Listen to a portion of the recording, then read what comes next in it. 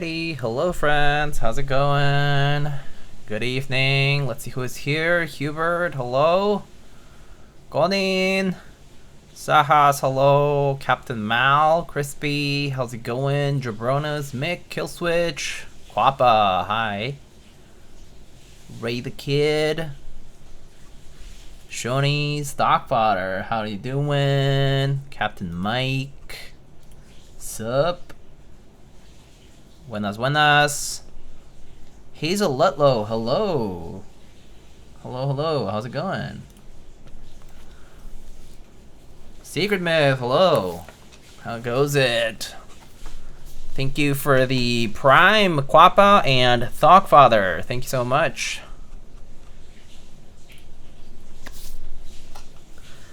Que lo que, Kiko, ¿cómo estás? Pink, whoa. Oh, speaking of pink, Kiko, pink when? I know you're swamped with so much going on. I was looking at your list the other day, like your queue of colors. I was like, this will not happen until 2037, bro. Busy man. Enfermo, pero aquí estamos. Oh, really? Damn, man, feel better. Actually, sooner than I would have thought. Oh, you think? Oh. What makes you think that? Is it just like... Are you taking a break from your MX Sculpt? I know that you are about to drop a new one, the Husk one. I cannot say it right now. Okay.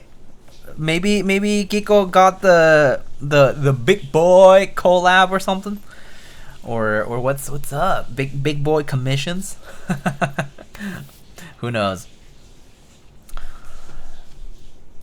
Pink and some other colors are getting bumped up in queue. Oh, okay. Okay, we have reasons. We have good reasons. Okay. I'll take that as a win.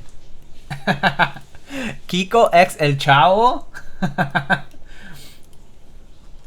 Chusma. Let's go. All right. So today we are rebuilding this unicorn. Well, so I guess this unicorn has some history. Like this is actually a personal unit. You can see how old it is by the yellow bump-ons. Look how yellow these are. These are like beer color, brother. These are like beer colored bump-ons, but they're still very nice. So yeah, you know my good old unicorn. It used to be built with some MX clears back in the day, but I kind of decided to switch it up. I have a few 60s with tactiles, and I kind of wanted an O-ring 60 with linears, and so I was like, okay, I got some MX blocks still. So I wanted to rebuild it, and there was a long time ago I got this J60 PCB from McLovin, and I just wanted to give it a try. So yeah, so kind of like a bouncier build, softer build. It might not sound that good, maybe. I'm not sure about this flex cut, to be honest, with the O-ring, but hopefully it sounds good. I'm actually not sure what to expect today, but we'll see. We'll see. Just wanted to give it a shot. I got an alu plate here to give it a little extra stiffness, despite the thinner PCB and the soft O-ring. So hopefully that helps. But yeah, just a standard kind of build. Piss-Pon's taste test. Bump-On's color match with brass. Actually, yeah, that's what I was thinking. I was like, yeah, it kind of matches the brass now. When they were clear, that was not the case. But yeah. So yeah, let's get to it. It should be a pretty quick build, but yeah, I just don't want it to also do a stream to kind of like check in, you know, say hi to everyone. I know that lately I've been streaming less. I've had my reasons to stream less, like just life things, and so yeah, it's just been kind of busy. Just focusing on other things, and so some things just take priority. And but I do have like a bunch of builds coming up though, amongst like this is like a personal, I guess, rebuild, but I do have some other stuff that's coming up. I believe one of them got canceled actually. I was scheduled initially to check out the Fin 60 XT by BAUCTS. I don't know how to pronounce his like brand name or like Bao CTS. I'm not sure, but he had reached out to me a while back, and I was supposed to build the Fin 60 XT. I think Alex and Sterling, Tristan, checked that out. I think Tristan just posted some photos of it, which look pretty sick actually. But that one I got the review canceled because there was just a change in the schedule for them, and so yeah. But it looked like a pretty cool project. I honestly hope that project does well. I think it's currently on group buy, but I hope that does well because it's a pretty cool looking board with I would say a layout offering that's kind of rare. Like, I mean, it's not that frequent. It is on the pricier side though, so I imagine that's probably gonna be a big deterrent for a lot of people out there. But it was a cool project that I saw that I was supposed to review, but I don't get to. One thing that's coming up that I'm kind of excited about to check out is I have this. Well, so there's two things. I have a commission build for a community member who got one of those functional co wooden boards made, like the Bakken Echoes, but it has like custom art on it, and so I'm kind of excited to check that out and build that for them. Hopefully they're equally excited to get that built. And then on the other hand, on the more like review side of things, I am going to be checking out the Stratum 80 by Artifact Industries. This is my first time checking out a board from them, but Novel Keys was kind to send a prototype out for me to check out, so I'll be taking a look at one of those. Mike at Novel Keys said that he was really excited about that one because he thought that it was one of those like new designs that really excited him a lot, just in terms of like what it implements, how it does it, how it looks, and all that stuff. And so I'm kind of excited to check that out and see how it holds up to those expectations. But yeah, got some of those. I actually had an off-stream build to do earlier, so did that. I can show you guys that one in a bit. Maybe after I do this, I'll show you that one too. That was a Spider TKL.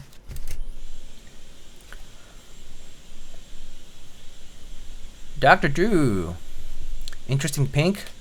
You ever do Spanish streams for the frijoles?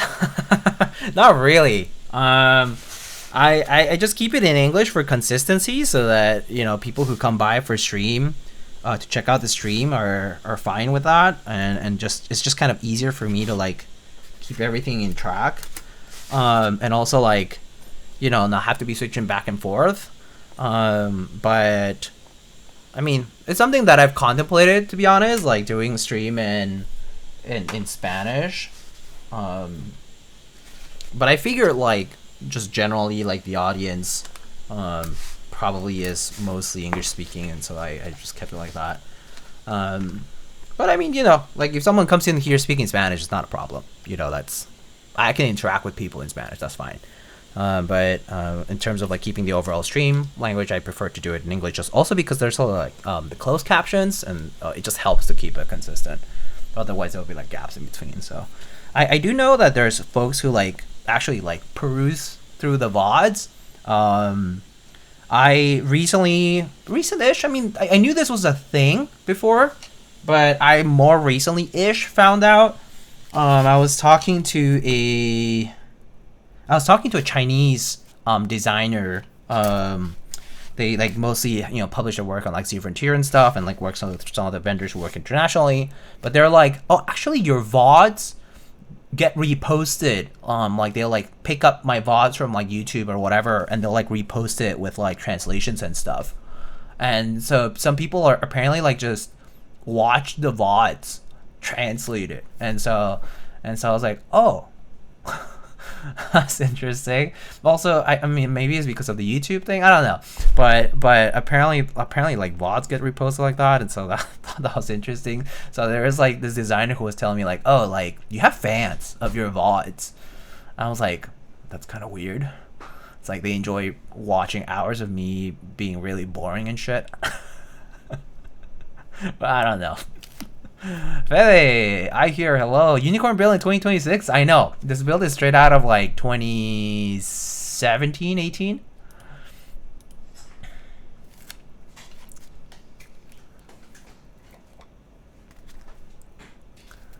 Hola, Don Diego Ru, ¿cómo estás?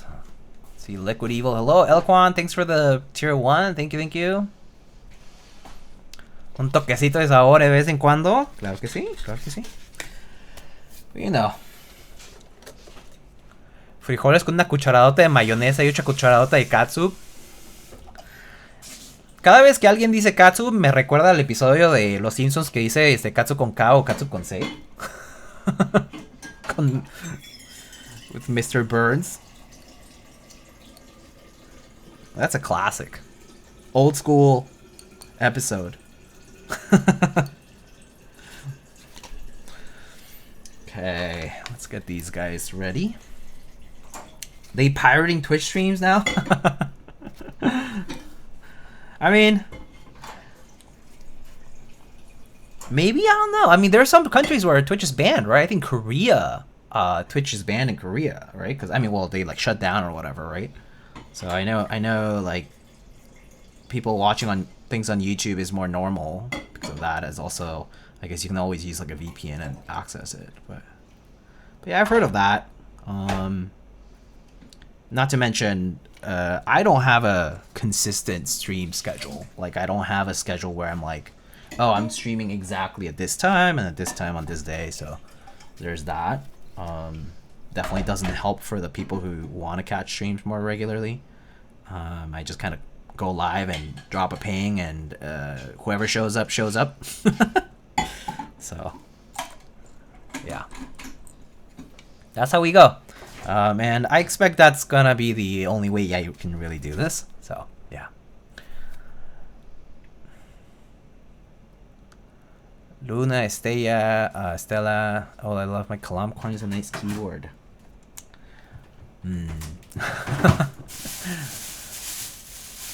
Also, happy late birthday. Oh, Slaw, thank you. It was indeed my birthday recently. Went to have a pretty awesome food at this like Chinese fusion. It's like Chinese fusion restaurant here in New York, and it was really good. Had a good time. Yo soy mexicano. Yo como tortillas todos los días. Nice.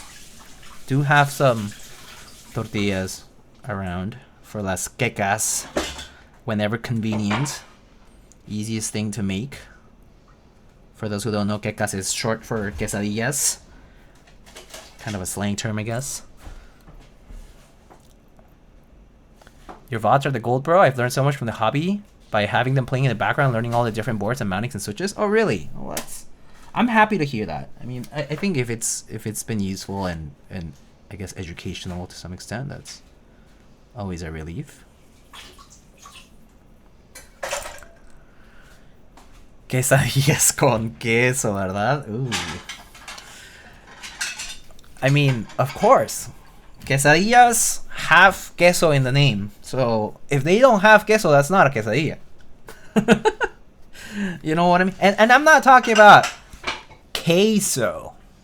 Yeah. You guys know that. Okay, I was actually shocked when I first not first came to America, but like kind of learned about it. But what people call queso in the US is a very different concept from what I understand from queso, which is just cheese. Queso, different from queso, which is just generic cheese. Any cheese. Oh.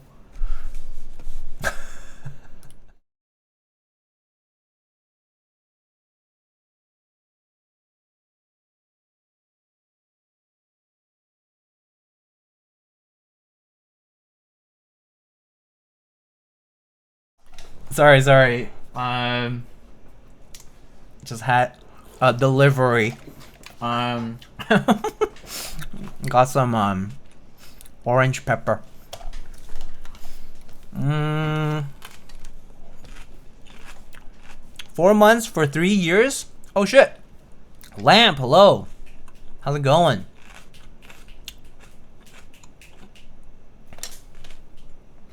Oh, Kiwi.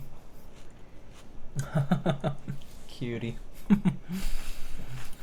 A quesadilla with no queso is just a taco? Yeah, exactly. Yeah, that's just you know, a tortilla with a filling that's not cheese is a taco. That's right.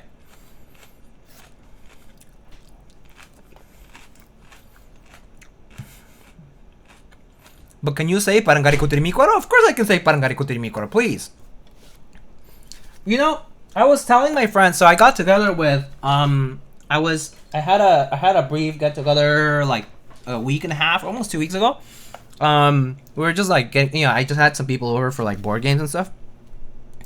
And you know, I was kind of telling them, oh yeah, like my birthday's coming up, or someone mentioned it. And every time I think of birthday, anytime people say birthday or like happy birthday or something like that, the first thing that pops into my head is the Emperor's New Groove birthday song, but in Spanish. Las locuras del emperador, but in Spanish. En tu cumpleaños que seas muy feliz, que todos deseamos te crezca la nariz. Yeah, that one. Es tu cumpleaños. That one. And so that song pops into my head every time someone says birthday, because that's what I grew up with. I remember that movie very fondly. I love that movie. It's a masterpiece in my opinion. But yeah, never seen that movie? You should. Well, if you like old animated movies, also, you know, like, was it actually? I don't know what the release year for Emperor's New Groove was, or Las Locuras del Emperador. Emperor's New Groove release 2000. Okay, so it's about right. So early 2000s, in my opinion, was the death of mid 2000s. More like mid 2000s was the death of passionate, non necessarily language accurate dubs. Like, in my opinion, certain dubs, like certain dubbed movies or TV shows, were better in their dubbed language because it adopted more contextual things of that culture, and they act like the voice acting or the actors themselves, like they did it. I don't know, there's like a certain kind of passion to those old school dubs, you know what I mean, from like 20 years ago. Yeah, and I feel like Emperor's New Groove dubbed in Spanish, or like Shrek, or like, you know, all these other movies, right? Like, I don't know, it's just different. There's a magic to it, and I feel like it's one of those late stage films that sort of like really epitomize all that.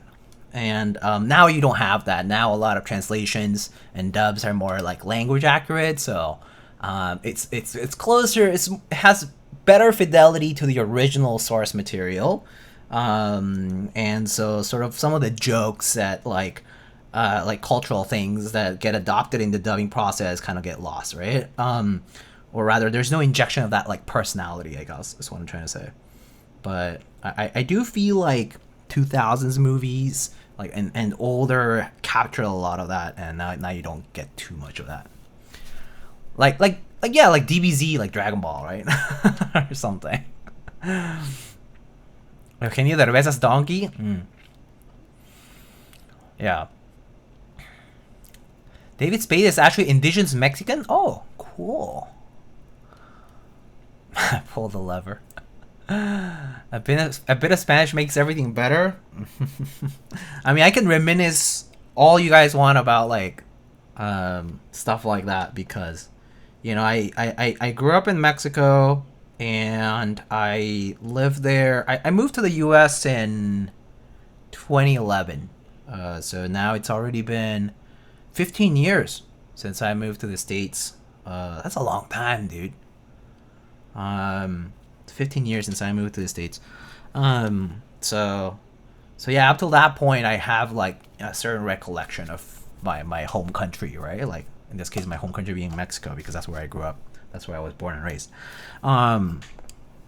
So I have like a very strong sense of nostalgia of the 2000s. Naturally. Menudo pozole. Ooh. It depends on my mood. If I want something like that just kicks my ass, I want like a nice and spicy like menudo. But I really like a good pozole blanco. Not gonna lie, like a really good pozole blanco is like, it's so like nourishing. It's so like, it feels like it's just like fucking nutrition in one bowl, you know, like all of nutrition, along with the extra fat that comes from like the pork or whatever it might be. But a good pozole blanco is so good. I don't always want it spicy like the food. I'm actually not that good with spicy food as my friends or my family actually are. So like, you know, my family like we're Korean, right? Like and so actually my family, like, they really like spicy food. I amongst my family members, I definitely don't eat spicy food as much. And same with like among my friends, like my Mexican friends, of course. And but I enjoy, you know, I enjoy a good salsa. I enjoy spicy food in general, but I won't like be like always be like, oh, if it's spicy then it's better and that's the only way. I can appreciate like not spicy food as well, as long as, you know, the balance of flavors is right. But yeah, Spade is like the farthest thing from being Mexican, but him playing Cusco is too good. What you know about them ranch markets, homie? Don't know much about a ranch market. Fideo over menudo? Fideo over menudo is a... This is like a... Fideo over menudo is like a very elementary school take. You know what I mean? Everyone loves a sopa de fideo when they're a kid. You know? But I feel like I'm older now, so I feel like menudo is the way.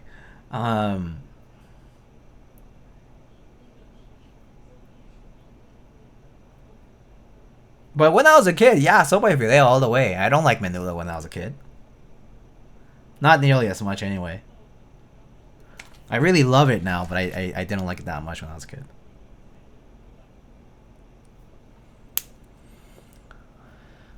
Caldo de res for the win. Solid. Why not both? Yeah, for real. Do you ever try pozole estilo Guerrero, the green one? Yeah, of course. Of course I tried estilo Guerrero. Yeah, of course. I mean, so like when I lived in Mexico, I lived in many parts of the country. We moved around a lot. My parents, we had to move around a lot for work. Like, I guess my parents work. And so I like was born in Guadalajara. But then I moved to Mexico City. I was in Mérida. I was in Querétaro. And then I lived in Mexico City again for a while. And then we ended up moving to León, Guanajuato for a long time. I was there for most of my like elementary school years. Actually, I was talking to you guys know Vigesu, the designer of GMK Mictlan, right? I was talking to him, and he actually went to the like school in the next neighborhood when we were kids. So we actually have like mutual probably have like mutual friends and stuff. But yeah, we were pretty close. Like location wise at the same time, like when we were growing up. We just didn't know each other. We only got to know each other after we met through the hobby, but it's a funny thing. And then I lived in León for a long time, and then ended up moving back to Mexico City later on for my high school years. I'm a kid. You're right, the kid. Yeah, right on. Gotta be mala spicy. Gotta numb your tongue. Mala spicy is such. It's a whole different category though. Mala spice, right? Like the tongue numbing category of spicy food is pretty much like a whole different category of food to like a type of spice to enjoy. Very enjoyable, just very very different. I pretty much put them in a completely different bin, but I love a good mala spicy kind of thing too. Sopa de fideo with cheese and avocado and tortillas. Oh boy. You know what I used to also put? I used to love to put some sour cream. I was such a kid. I had such a kiddie taste buds. I like putting some sour cream in the sopa de fideo actually. Frijoles con puerco for the win. Also hi. Hey Buchido, how's it going? I do love Querétaro. I also lived there for a few years before and became one of my favorite cities. Yeah, Querétaro is super nice. Nice small city. A lot of personality because it's kind of like right in the middle of the country. But yeah. People he's worked with, people you've worked with, that's stuff. Yeah. It's funny. The world is small, man, when it comes to just, I don't know. I mean, I guess now with the internet being so connected, it's much easier to find those connections. But to just when you do come about those connections, it's like it's so funny how that turns out. Like you're like, oh wow, like we actually knew the same person all along. We just didn't know each other. It's so funny.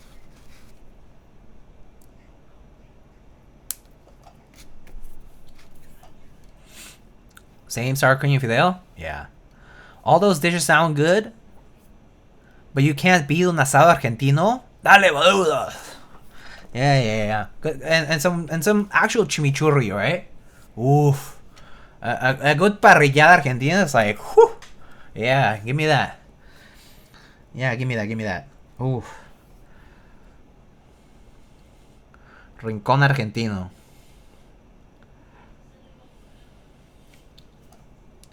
That sounds good. That sounds great. My uncle is in Zapopan. We all visit a few years. A little crazy now, but would love to go back soon. Oh, nice. Oh, very sweet. Yeah. I haven't been to Jalisco in a long time, by the way. Like I was born in Guadalajara, right? And then but then I moved pretty young. I moved out pretty young. So I don't really remember too much of Guadalajara. But obviously, like every Mexican person ever would ask you is that if you're born in Guadalajara, they're like, ah, le vas a las Chivas, no? And it's one of the soccer teams, by the way, in the league. And everything but the América. O sea, por favor. Ain't no way you're ever gonna find me cheering for the América. But just saying. I'm not gonna get into the whole soccer thing, okay? Because it's embarrassing. Because for the greater part of my youth, I was a fan of the Cruz Azul. And during the major part of my youth, we always lost. we were always almost champions. We're always close, but never made it. So it's embarrassing. ¿Se dice fútbol? Exactly. Football. Anyway, but yeah, back when I was a kid, I would get asked that a lot. I was like, "Le vas a las Chivas, no? Eres tapatío." And then when I went to León, you know, people talk about like ser panza verde, right? Or for those who like basketball, los lechugueros, right? Do you watch Dragon Ball in Mexico? Yeah, of course. Of course. They adore Goku like Jesus. Yeah. Of course. Yeah. And we all had our era.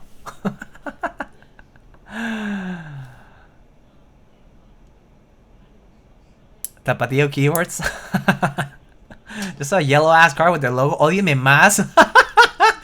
That's classic Americanistas, man. Oh man, Dragon Ball GOAT for real. I remember the times. You guys remember back in the day when they would say like, if you watch Pokemon and Dragon Ball, you're prone to be violent and shit. I remember when they would say all these things, right? They'd be like, oh, DBZ is such a violent cartoon. They always talk about killing and they talk, it's like, you know, maldito gusano, sabandija, cucaracha, you know, like, and then, you know, like Vegeta talking about Goku, like, Kakarot, you disgusting worm. And it's like, and they would say like, oh yeah, like they promote bad values and kids are turning violent because of the cartoons. I remember. I love my cartoons, but then they'll tell the adults would say like, oh yeah, these cartoons are making our kids violent and shit, and I'm like, I don't know if it's the cartoons. You ever think it might be the adults around us that sometimes might push kids to be violent? After all, they say that kids absorb everything in their environment. But anyway, yeah, I do remember. Everyone remembers the oh yeah, guys, like, do you guys know about the there was the whole the epilepsy causing like scenes that were deleted from Pokemon, right? That was a real thing. I remember back in those days they would talk about those things too, like the whole like Voltorb and thing. But yeah, it's like all the rumors and all the not rumors too about cartoons from back in the day. Everything allegedly makes kids violent. Yeah. Except for the adults, by the way. Except for the adults saying that. DVZ's life in Mexico? Yeah. DVZ makes you resilient? Yeah. American supporters are gay. According to popular say. Yeah, I do remember all oh man. Oh jeez. I'm glad that the world in general, or like, you know, we've made big strides in being past our homophobic era, right? Like, it is real, right? We all had our homophobic era, truly. Like, I think the world did, and I think we fortunately moved past that whole awkward 90s to 2000s, like, especially with the internet being a thing, right? We kind of moved past that very awkward, horrible phase of calling each other all kinds of horrible names. Well, I mean, there still are out there. There's people out there who still do it. But I would say, like, for the better part, like, a lot of us have moved past that. And, like, and I remember, like, you know, it was so common to hear these words, right? Like, all these derogatory terms. Towards all kinds of people, but like, yeah. But yeah, like, I definitely remember, like, in school it was like pretty bad. It's great. But in a way, when I think back to those days, I'm like, yeah, it's crazy times. Cartel crimes apparently went down when an episode aired. I would believe that. Too busy watching a show, no more crime. I mean, this is like when there's like an important, like, you know, football match or, you know, something like that.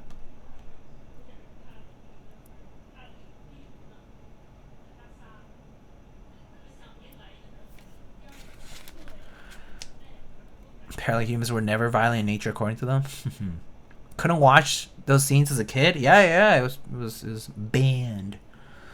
Amarid with the sub, thank you. Conin, muchas gracias. My friends, compas,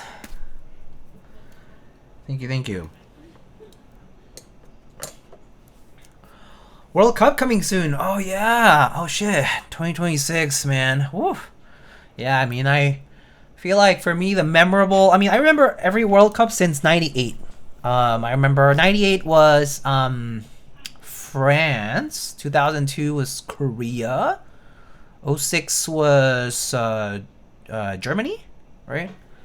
I think those are definitely the most memorable ones because that's the one when I was growing up too. All the hype. Cuernavaca Power. Very nice.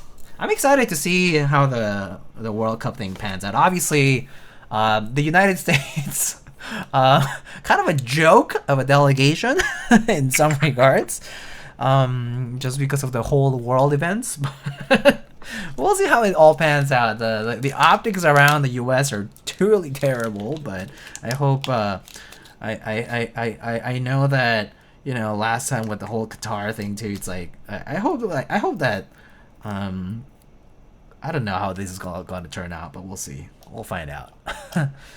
Zidane was awesome. Zidane went from, I remember Zidane 98 to headbutt Zidane. Man, wild times. Ochoa hype, man, those were years too. Wow, Ochoa hype, yeah. Yeah, and never retiring Cuauhtemoc Blanco. What a guy. What a guy.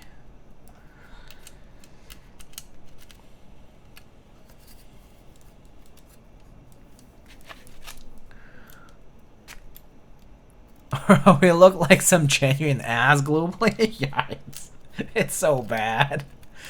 It's so bad. The US is in such a bad place, man. Oh gosh.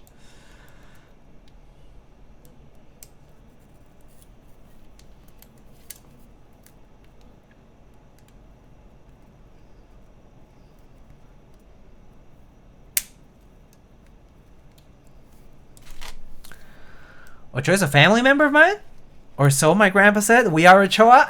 We are all Ochoa. Yeah. We all save every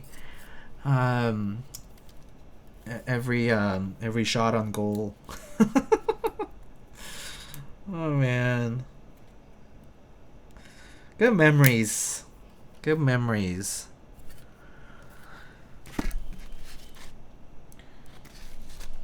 Let's see. Are those screw holes? Is this a V1? Yes, it's a V1. It's a V1. It's a oat pink unit. Oh wait, what am I doing? It's on the other side.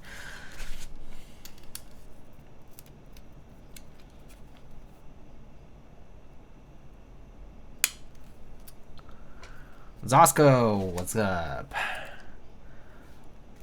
Spain is taking the World Cup? I have to be honest, I haven't kept up with football, right? With soccer in general. So I'm not really like up to speed with who's a superpower in the football world. Unfortunately, like that's something that I definitely like kind of lost track over the years in my adulthood, I guess. In my young adult years, I definitely lost track now. But you know, I still appreciate the moments where I get to catch a fun match. That's always good. Yeah.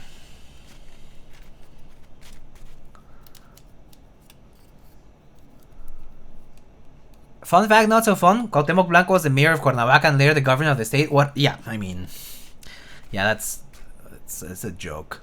It's a fucking joke. That like, yeah, that stuff is crazy. It's like, former football player turned politician is like, okay, like the last time that was good, maybe was like Arnold Schwarzenegger or something, you know? Like last time like a celebrity becomes a politician being okay, you know? Like there's not many cases where this is ever gonna turn out okay, and like even with Arnie, you know, like.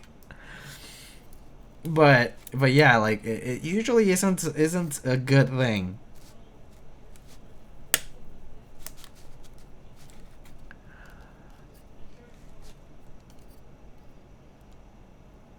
Spain? Okay. Okay. So Spain is the current favorite to win.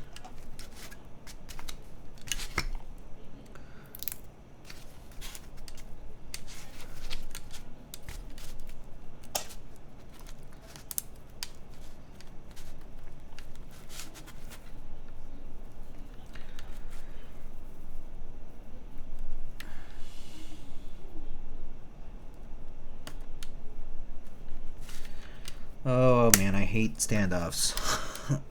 Or rather these shims. They're so finicky, but actually the McLovin ones tend to be pretty okay. Okay, nice. That was easy, actually. Not bad. Did it on the first try. Pretty good. Okay, so we got our alu plate.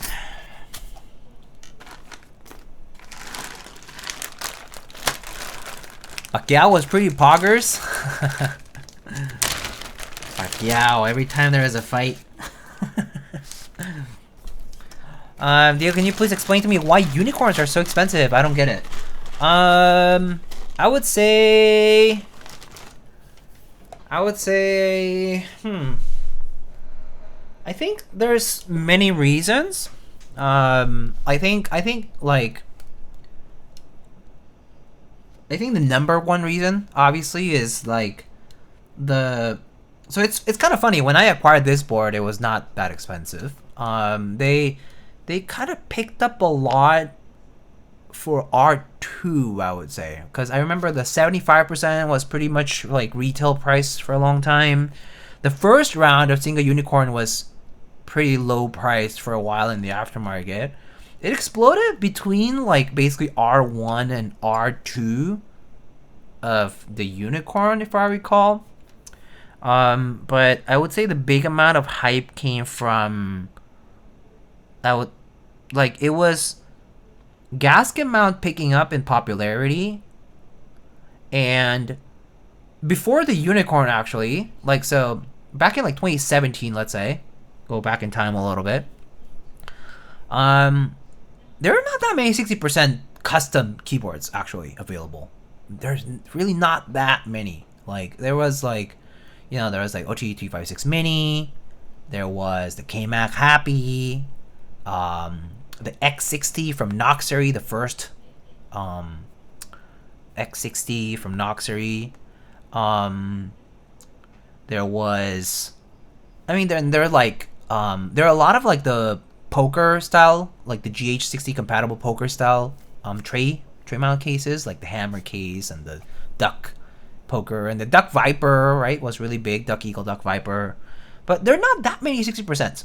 And I feel like the Unicorn came at a time as 60% became more popular, and at the same time the gasket mount started picking up popularity as a more common method of doing this, and O-ring mounting specifically, because it was the first keyboard since the 356 Mini, which is the OTD, right? Which is pretty much very difficult to get / expensive to use this O-ring mount system.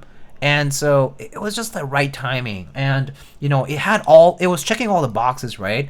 It was co-designed with TGR, which was also acquiring quite a lot of popularity. It already had popularity, but it was really skyrocketing more. They're basically establishing themselves along with Singa being alien, right? SINGAKBD, at the time it was just Singa, but TGR and Singa, they started establishing themselves as very I guess very skilled designers, right? Designers who not only are skilled, but they're also delivering well. They're fulfilling their buys, they're checking all the boxes in terms of logistics, shipping, whatever. They always fulfill their promises. Your delays, all these things would happen normally, every group buy ever, basically, but they'll still deliver. And people trusted them, essentially. People trusted them a lot. And so I think it was all kind of connected. So I think unicorns definitely acquired popularity for some of the parasocial, I guess, relation in terms of like the brand itself and the people behind the brand being reputable community members, and along with the layout and the method and the keyboard itself acquiring popularity, right? So yeah, it was like when I got this keyboard, it was like, yeah, it was like in the $500, $600 range. I actually don't know how much. I don't remember how much I got it for, but it was definitely like, you know, it was not like the $1,000 that people talk about these days, right? Or like 2K. I don't know how much they go for. But yeah, it was it's a lot of the stuff that becomes really heavily popular in the community is a mix of like generated hype over people lauding, like people like basically talking about it a lot, like generating that hype kind of more organically in terms of like, streamer built it, it sounded great, brand is reputable, I want one, but everyone else wants one. There's not enough for everyone, so there's a bit of that limited nature playing a role here now. And next drop that happens, it's a rush, right? Like people rush for it, and then there's the whole like desperation in the aftermarket. People being like, I missed out on the sale, offering ton of money for that particular time, and then it's like, oh my god, this keyboard must be amazing. A few people one-upping that offer, things like that. That's kind of how it always goes, though.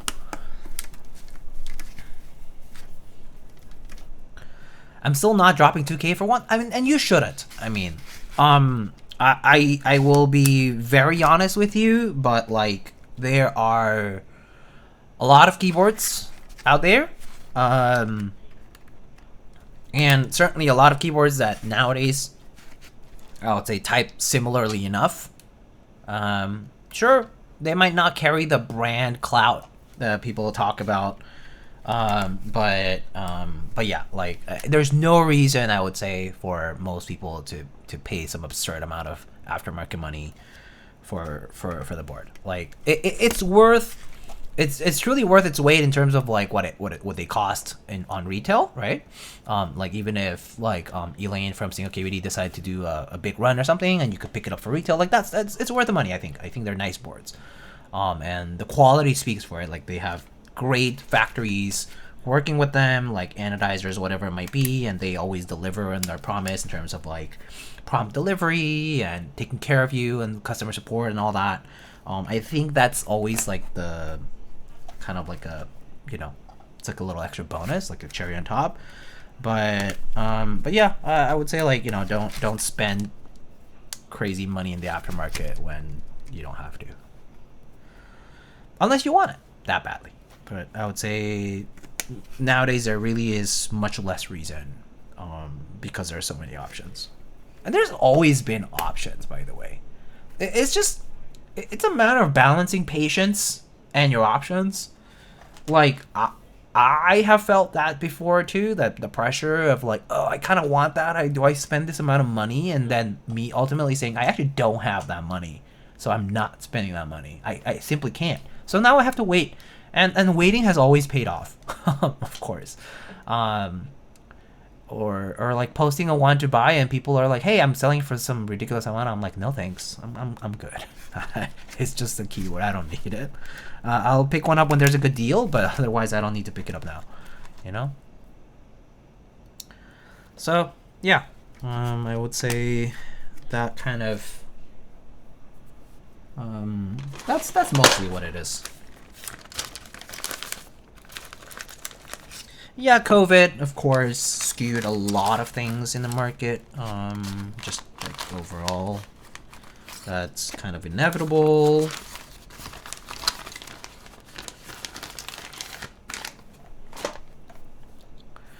But yeah, I mean, I would say like a lot of my collection is truly the result of just waiting for the right thing or at the right price kind of thing.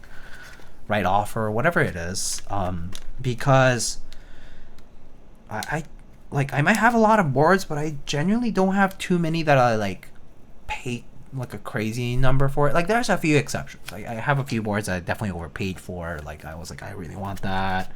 and I paid for it, you know, like paid the price, and you know that was my choice. But like, a lot of boards I just got at retail, you know, like participate in a group buy or bought aftermarket for a reasonable markup, but nothing crazy kind of thing. So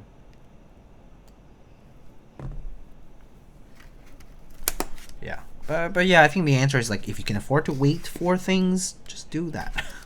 Just do that. If you can't, then yeah, fine, spend the money if that's what you want. That's what you want to do.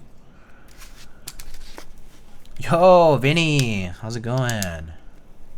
I wish they could just mass produce these and kill the clout, but the thing about mass producing is that it's not as easy as it seems. And I think the problem of mass production is if you're a individual designer, it truly kills your spark in doing business.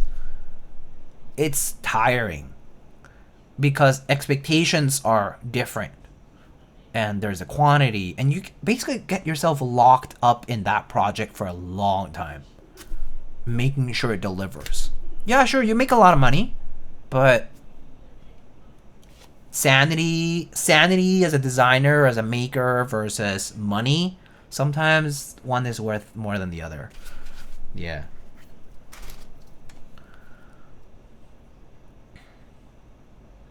Feel like that is the best way to acquire a collection if you care enough about it. Yeah. Changed my view on scarcity. Before I was more in the mindset of everyone being able to own everything. Now I also think that if that happens then nothing is special anymore. I kind of agree. Yeah, I can appreciate special things. Yeah.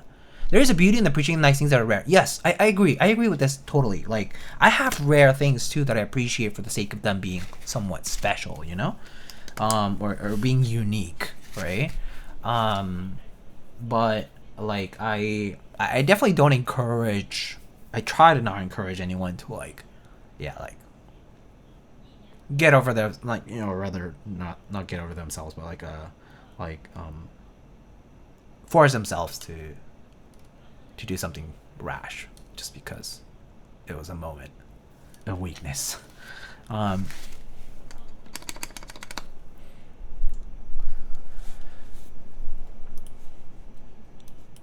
See you in New York City soon? Yeah, see you soon.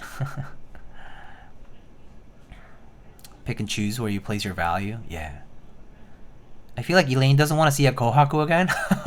You're not gonna lie. I kind of feel like she feels that because, well, I mean, to some extent, right? Because she's done so many rounds and variations of the Kohaku.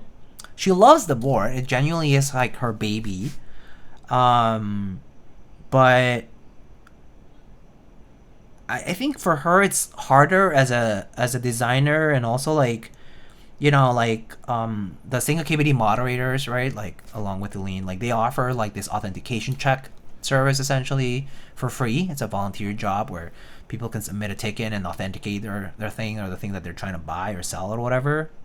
And that shit is like a selfless job to protect your brand that is completely like unwarranted. Like the Kalam or like the whatever, you know, fake runs out there, like counterfeiting and stuff, right? And like you have to spend energy and time validating people that like what you made is real. And it's like free. It's like truly spending free time to do this. And yeah, I can see why it's pretty tiring. It's part of the upkeep of the brand though. But yeah.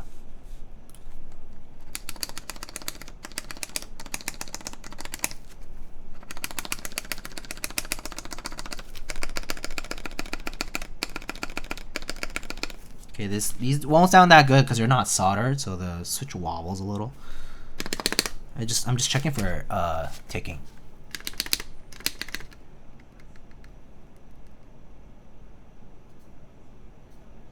Okay.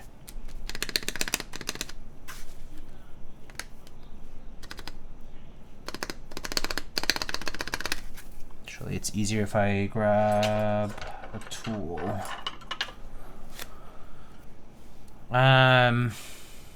Yeah. Diego, hey, R2MHD2, hello. Arnold the Goat, I admire, I love Arnold Schwarzenegger as a lifter. Oh, so inspiring. He's such an inspiring athlete. Like, I mean, his entire career is like pretty inspiring, right? It's like such a cool guy. And the fact that he made it into politician is kind of like crazy, right? Like out of his movie fame and all that. But yeah, crazy figure in history, I would say. Arnie. Anyway, moving down the chat here.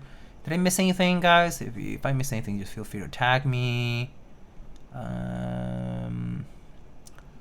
KLC runs. All this rare and scarcity talk is making my blood pressure go up because I think about perestroika.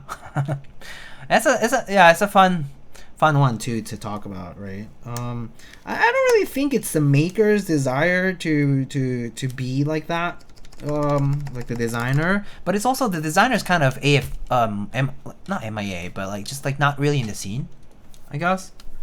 So.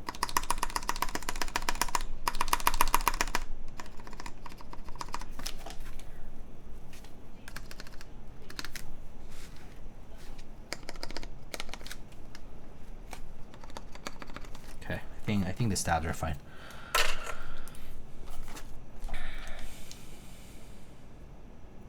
Making a business out of a hobby you enjoy can definitely just suck the soul out of it. Oh yeah, it definitely does. It definitely does. And that's why I've kind of like, I've tried my best to not, I genuinely love the streaming and the content thing, and I will say 100% content creation is not my thing. I don't know for shit how to edit a video. I don't know for shit. I am a lazy person, and I don't take your nice, impress everyone on the gram photos. I take photos for bookkeeping purposes, strictly speaking, just to show the angles, show what the board looks like, and that's good enough for me. Color accurate-ish. But I've tried to not take the hobby thing too seriously, like especially like because I do like have managed to make this kind of like the side gig, right?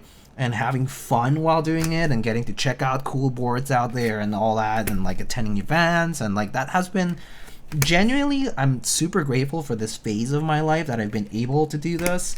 But I like on the topic of turning like your hobby a business, and on the topic of turning a passion into a way to become that becomes a career and all these things, like I admire and genuinely respect the people who do it full time.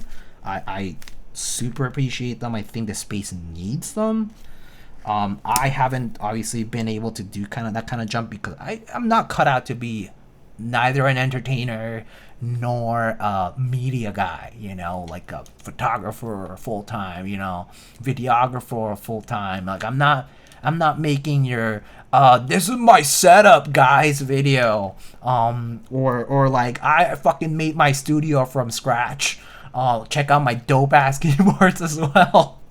I'm not doing that either. So yeah, it's when I think about like kind of where I've been able to make my impact, or just kind of like put my foot down on things in the hobby, I'm like so grateful. I'm so grateful that people even come by to like just like say hi and like comment nice things on photos or whatever it is, because genuinely like I haven't put in like, I mean, well, I put in work, but it's not like I put in like I'm not like, yeah, I'm not trying to like put myself out there as a career person in this space, right? Part of me sometimes thinks like, oh, I kind of love that, but part of me also thinks like, oh man, that's a lot. Like, I think the expectations of creating media is like kind of insane. Like, it's the same idea of, I think the same idea of that, the same comparison is you go to art school, or you go to you took art classes for drawing, painting, digital illustration. You love painting, you love illustrating, you love, I don't know, making comics, you love or you love, I don't know, theater, whatever it is. You know, you love music, you do it as a hobby, and then but you're good at it, or like people recognize your talent, skill, whatever, and they're like, you should pursue that, right? And it's crazy daunting, I think.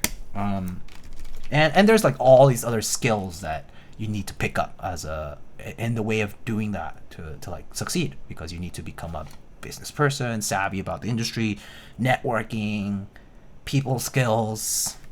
That shit's tough, in my opinion. It's crazy, I think.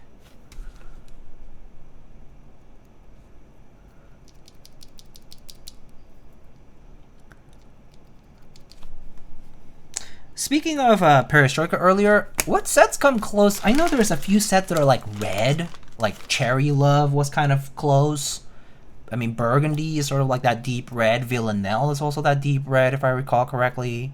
Definitely none have the Cyrillic Legends and all that, but Blot, yeah, I don't have that set, but I know of that one too.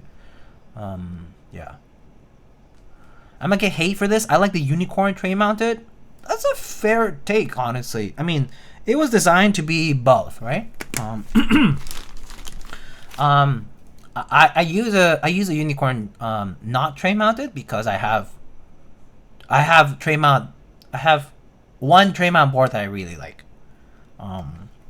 which is my duck poker. Actually, that's one of my boards that I bought for a lot of money, and it's not worth that money.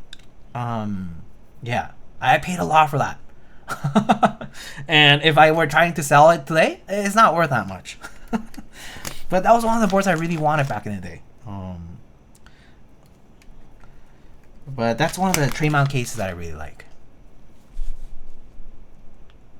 At least your red doesn't look orange on camera. That's a nice one. I mean, I love Evan though. I talked recently to a Perestroika designer, such a nice guy. Cohen, right? He's a good dude. He's really nice. Really sweet guy. I do like how you repost your VODs, makes for a good build reference. That's the point of the YouTube channel. It's mostly an archive. I would like to call my YouTube channel like an archive rather than a channel. I'm not putting your what's that, medium form, I guess, medium length videos, 10-minute videos about you know, how to tune your stabilizers, or commentary on the state of the hobby.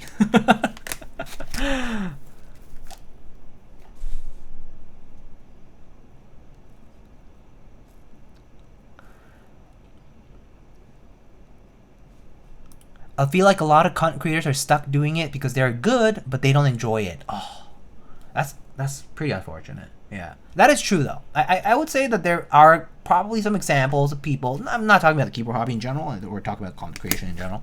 They kind of get stuck in that like loop or space.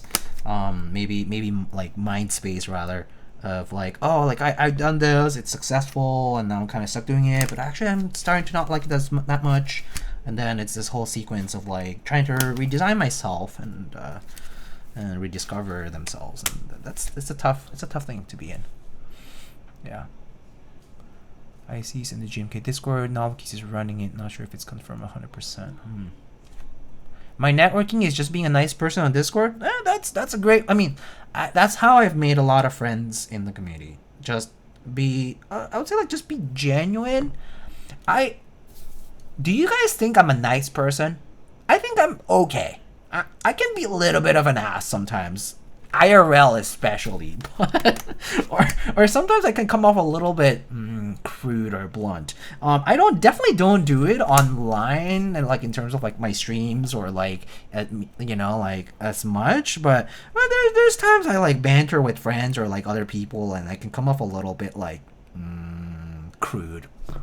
You know, everyone has that side of themselves.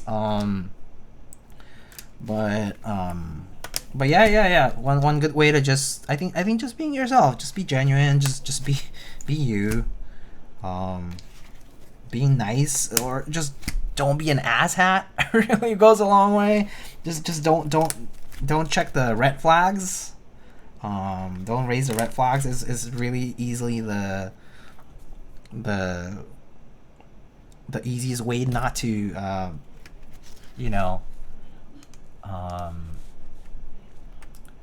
put yourself in a weird spot, I guess.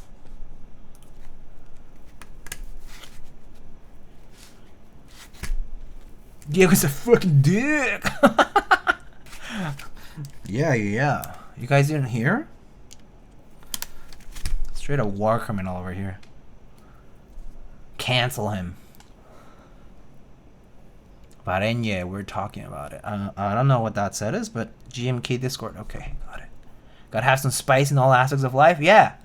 For me, and keyboards at least, the variety part is the spice of like life in keyboards. The key sets and different keyboards, different look, that kind of stuff. I would say for switches, I'm not into the whole like try every switch ever out there, but I know what I like for switches. I kind of stick to those a lot, like my MX and my Galerons I really like. I do have some boards built with like long poles, some JWK, like random tactiles, even clickies actually, that I do enjoy too. So, alrighty, let's get these soldered up. Yeah.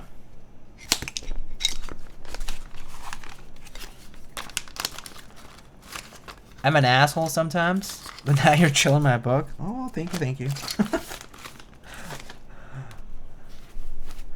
Would you consider us friends?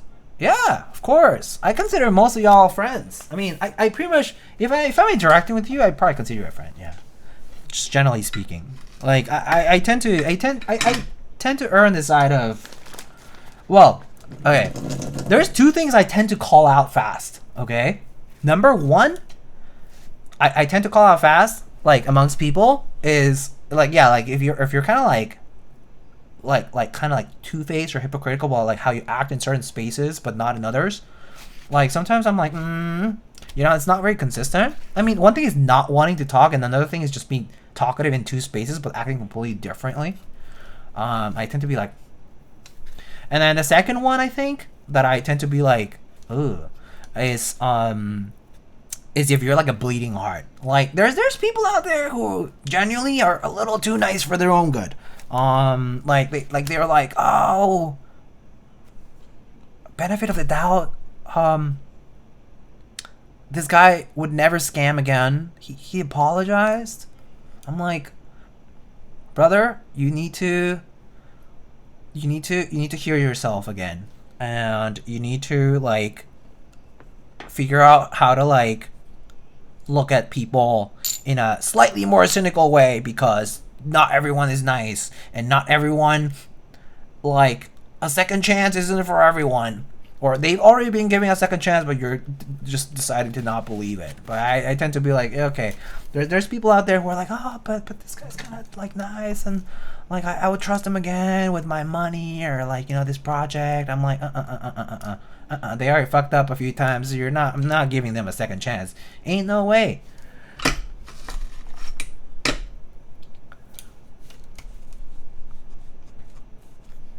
Is that the Z60 1.2? Yeah, this is it's called the J60. I mean, at least this one is called the J60. But yeah, it's the same one. It's the one that became the Z60, I think. 1.2 millimeter. Oh, does this heat up or not? Okay, there.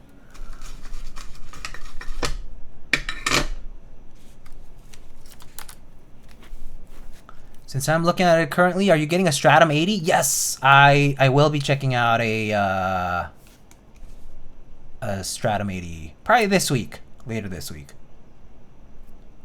Diego gets all the good resin. Rich gets richer always.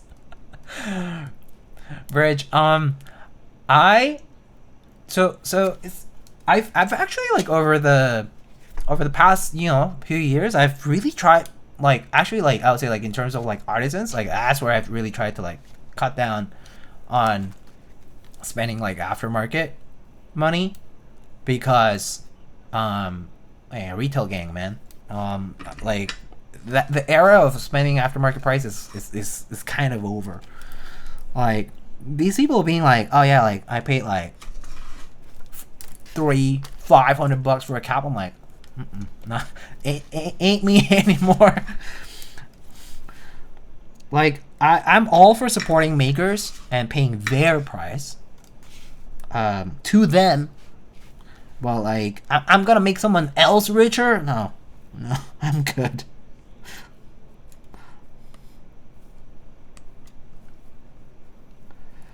People are like, you know, supply and demand. Yeah. That's understandable. And I'll just say like, no, I'm good, thanks.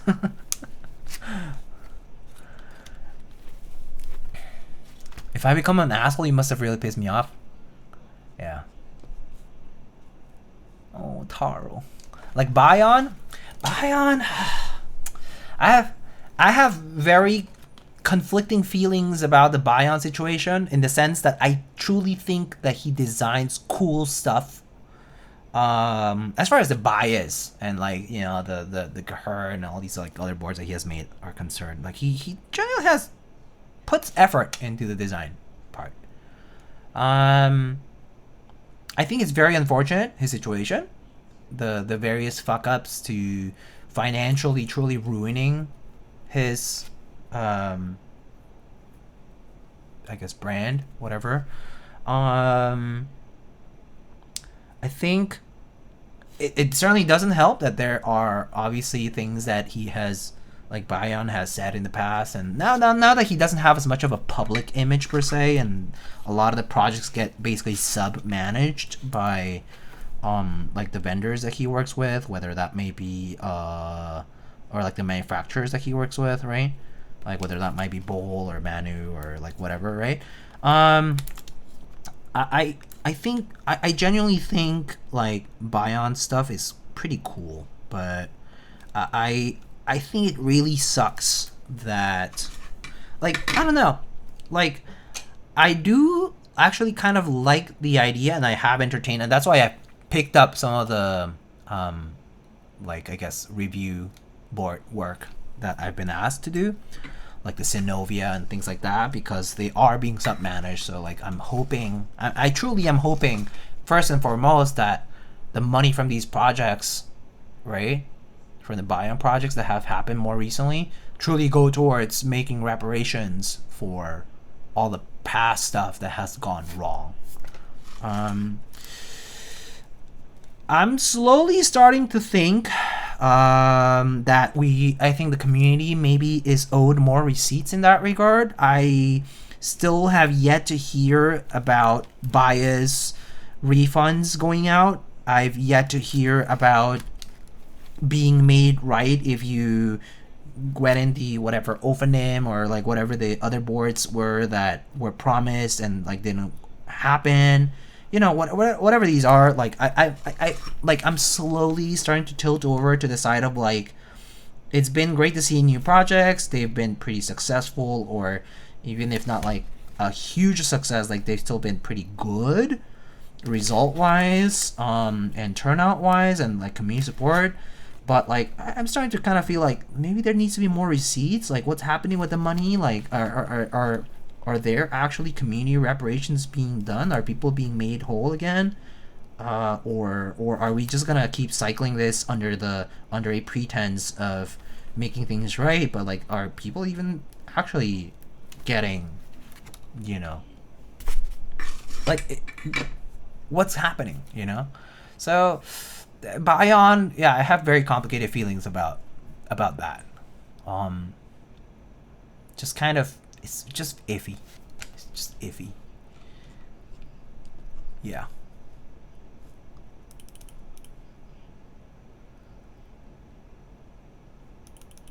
Apologize to me, Game Eurosi. Really sorry.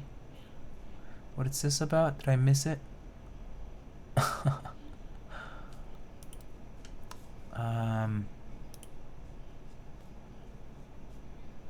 What's this about? Looks sick.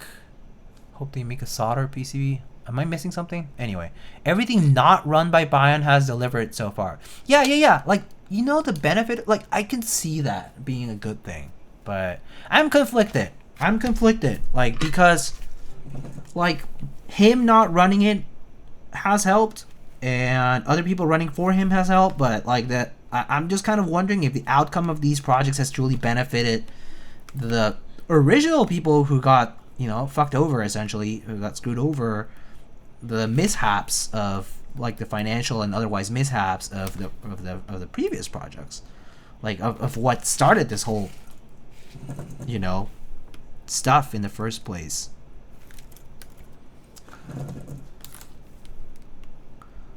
Yeah. So just kind of, yeah, conflicting. I don't know. Reparations is crazy? Yeah, I don't know. Like, at this point, I kind of feel like we need to see receipts, or the community is owed receipts.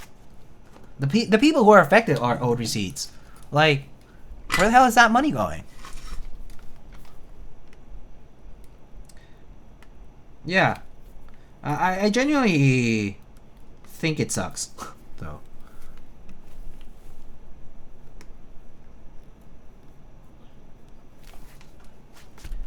I heard you're gonna build a super sick board soon. Something green. Yeah. Should be the next one, JC. Not sure. I'm not sure if I'll do it tomorrow, but I'll let y'all know. Should be soon. Next one.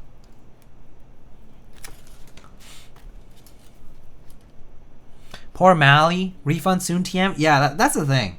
The soon TM does not inspire any confidence. So yeah, it kind of sucks. Genuinely don't know if that will ever like be made whole. I agree with you. It seemed refunds and deliveries were going to after the Gehern run, but haven't heard anything more afterwards. Yeah.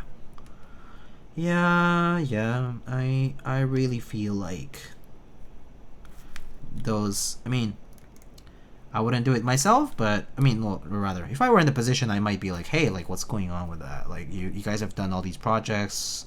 Where is my refund?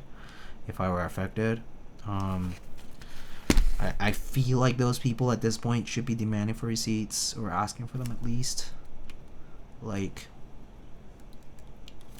it's been a few boards now. It's been a few projects now. I don't know how big they have been, but like, I really don't know of any stories of people who have been like, oh, I actually got my refund. You know? So, yeah.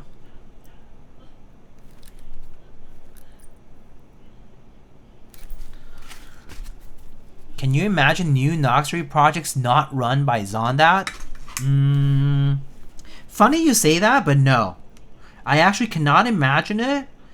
You know why? Because after all that happened with the Zondat situation, I don't think it's in his person to be capable of handing that off to somebody else. Genuinely. I don't think that's even a feasible thing because of perhaps a person thing. I don't think that's possible. It's kind of ironic considering that the Bayon situation kind of like was I guess led by other people and in confidence, and like there have been projects since, but like for Zonda, like for the Noxery thing, no, I don't think so. I don't think so. I don't think there's anybody who would be willing to give it good faith and be like, yeah, I'll run projects for you, man, so that you can make the community whole again, like so that you can actually like you know, make up for all that shit that you did. Genuinely don't think so. Warfinger, hello. Hey guys, you're the Vulcan Pro TKO. Yeah, no, that yeah, crazy. Alas, I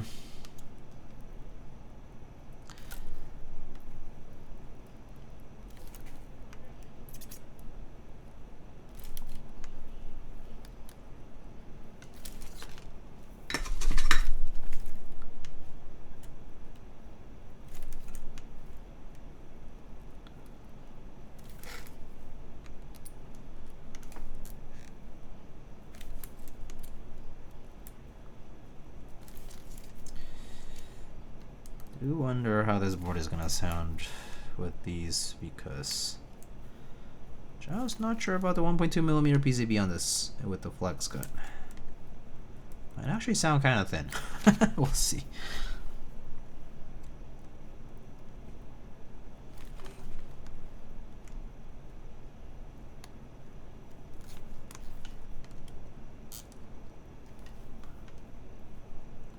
Oh, I was wondering what song this was.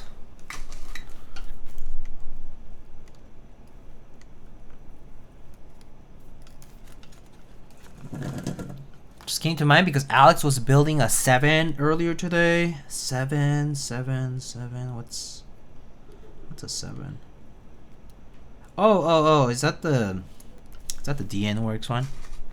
That's supposed to be a Vulcan lookalike, or same mounting method. The double O-ring. 60% too, I think, right? Yeah. That mounting method is a pain in the ass.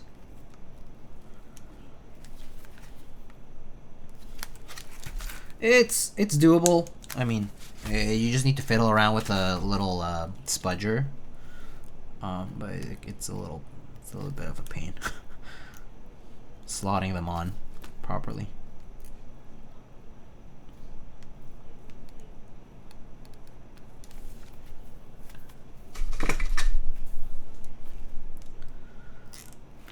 I think the concept itself is cool, though.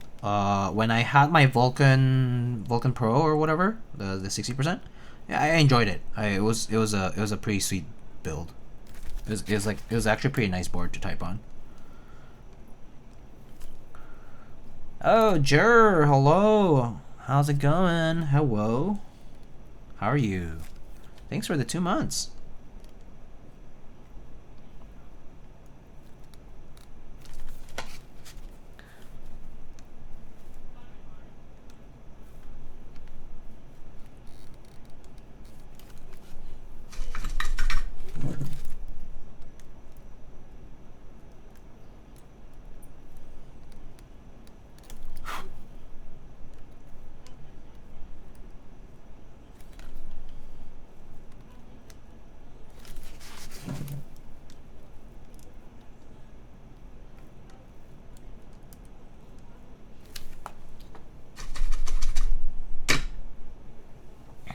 How do you feel about building Nox reports for people on stream?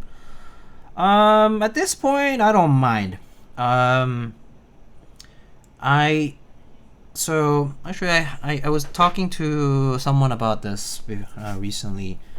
I think at the end of the day, I divide what I do, like work-wise, in 2 ways. One is that I think first and foremost, I'm a build service provider. I build custom keyboards. I enjoy doing that. I stream because I enjoy sharing the process of that, on stream and whatnot, with the community.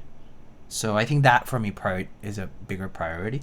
I think the way to approach things where it gets a little bit tricky, like in terms of promotion or in terms of attention, is to, if you have, like, if your values don't align with promoting that thing, then don't promote it. Don't talk, like, you don't need to say good things about it. You don't need to laud it. You don't need to celebrate it.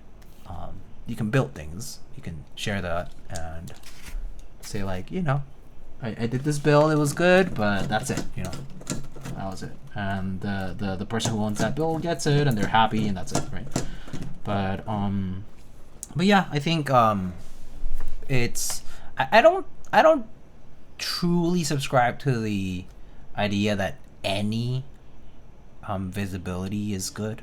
So if, like, the community that you command, like, you work with, wants to see that, then I think to some extent I would be like, yeah, why not? Like, it's just a build, it's just a keyboard build.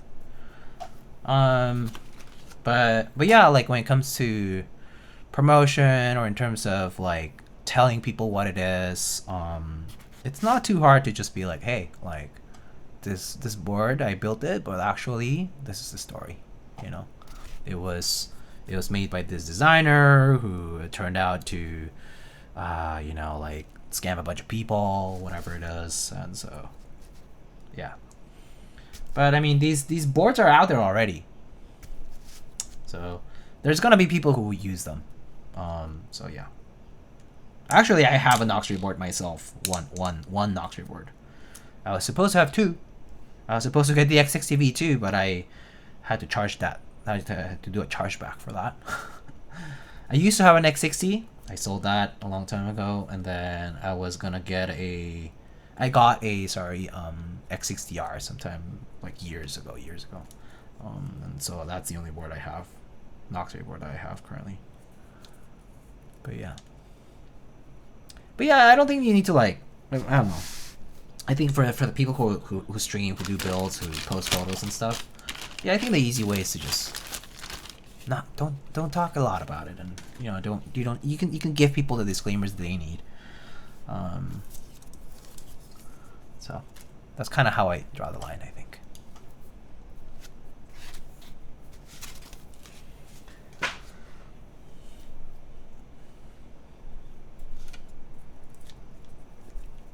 Time to go to bed. Okay, Rue.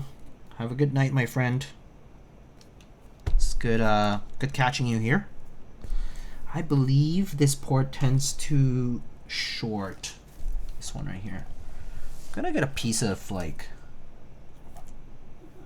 paper. Oh, I have something useful for that.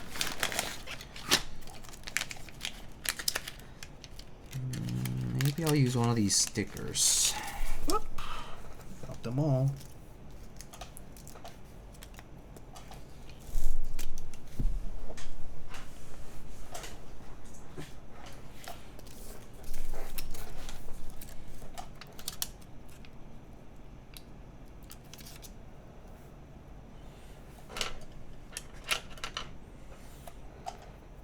Looks like I got here at the end. How goes the build? Build's going alright. How are you, Ness? How's it going?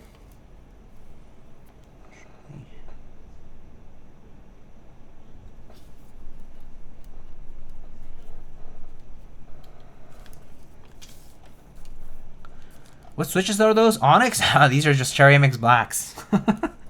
Nothing crazy. It's good old Cherry MX.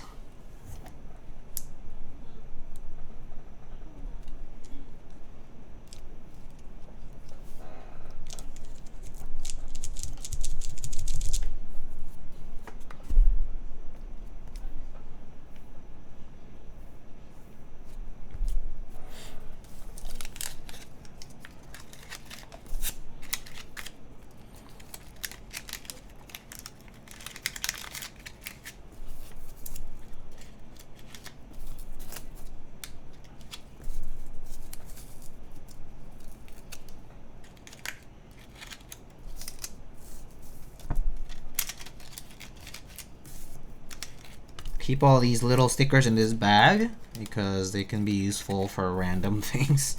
I don't really use them for stabs after all, so I just use them for like force break or like random things where I just need to stick them on, like need to stick an adhesive.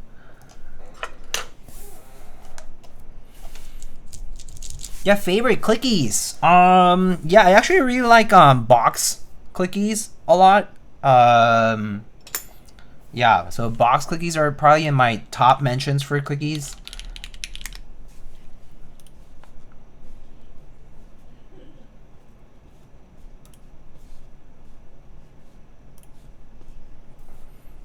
And people talk a lot about the, what's that? Gap Melodics, I think. Gap Melodics people talk a lot about, and I've heard those are pretty nice too. I don't have any boards or anything with them, but I've heard good things about them. We watched the Oscars and some movies for movie night in Patty servers. Oxy made a spreadsheet and did predictions. Oh, that's so fun. I did see that there was a predictions sheet. I didn't participate because I saw it too late. I didn't catch the whole Oscars, but I did see the list. I just installed Kale Box White V. Oh, those are good. Box. I know a guy who really likes his box whites. Has built very nice custom keyboards with them. Yeah. Yep. Those are solid. Alright, let's just test the PCB first, and let's decide on what keycaps to run on this. What do you guys think? This on via, it's loading. Yeah, okay. All right.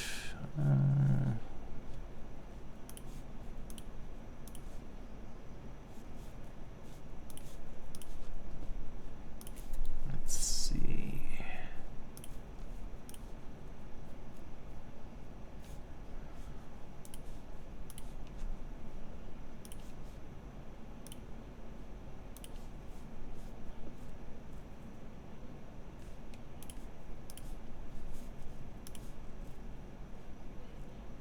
Just trying to program my board. Sorry if I'm like seem like I'm spacing out. Delete caps lock. Need my num key. I mean, sorry, not my num keys. My arrow keys. Arrow keys. I do HKB style. So right down. Where's home? Page up. And page down, yeah. Okay, should be good for now. Okay.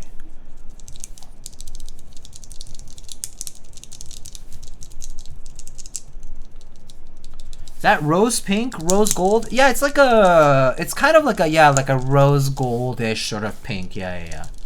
It is like, yeah, it's more on the rose gold side, I would say. So it's a tricky, funny kind of pink.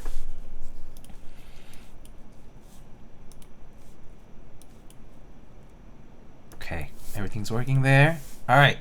So yeah, what keycaps? Beloved. Oh, that's a good set. Yeah, could do Beloved. Olivia is a solid pick as well. I regret not buying Olivia's Dark APL base kit. Actually, that's one of the sets I also regret not getting. I also never got Olivia APL base kit. I like that set though. It's a cool set. Pono? Pono's a good set too. Yeah, those are all solid choices. Not putting Olivia here would be a crime. Don't at me. Okay, I can everyone on stage at some point shit on Timothée Chalamet for his shitty comments pre-Oscars. Yeah. Let me do a poll then.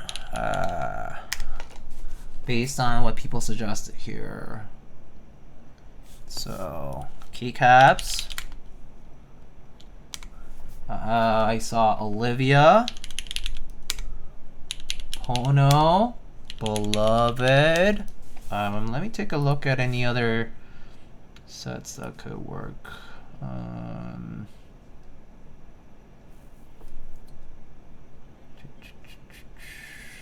Sets that I mean, there's like 9009 also, like, you know, maybe we can run it with the accents. That could be fun too. Just like classic beige essentially.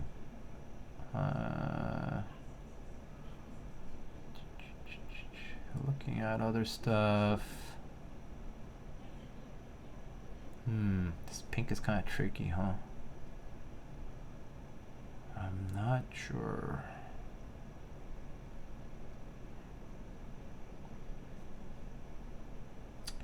Any other fun ones? I think that's fine. Okay, let's just run with these 4 choices.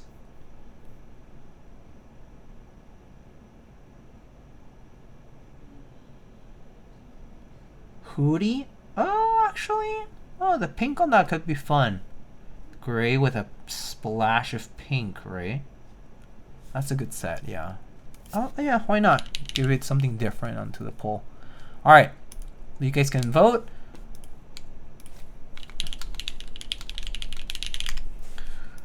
And did I watch one battle after another? No, I did not. I did not watch one battle after another. I did watch Sinners and K-pop Demon Hunters, which I'm so mad about that they got cut off. That was crazy. I saw that. I was like, whoa, that's rude. They got cut off like twice. It's all over my IG feed, actually. That thing. Yeah.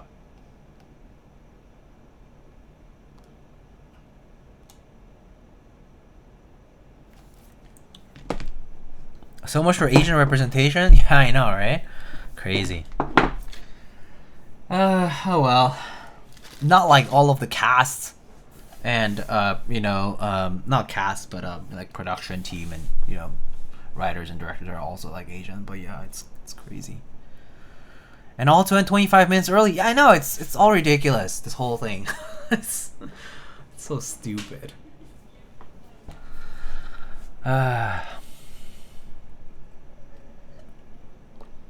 But full send it on the bridesmaid skit? Yeah, right. Oscars. Every year there's something, huh? Every year with the Oscars there is something. Every time, man. It's such a drama inducing thing, and it always comes from, like, it's not even just the participation or anything, it's just like, I don't fucking get it. It's irritating.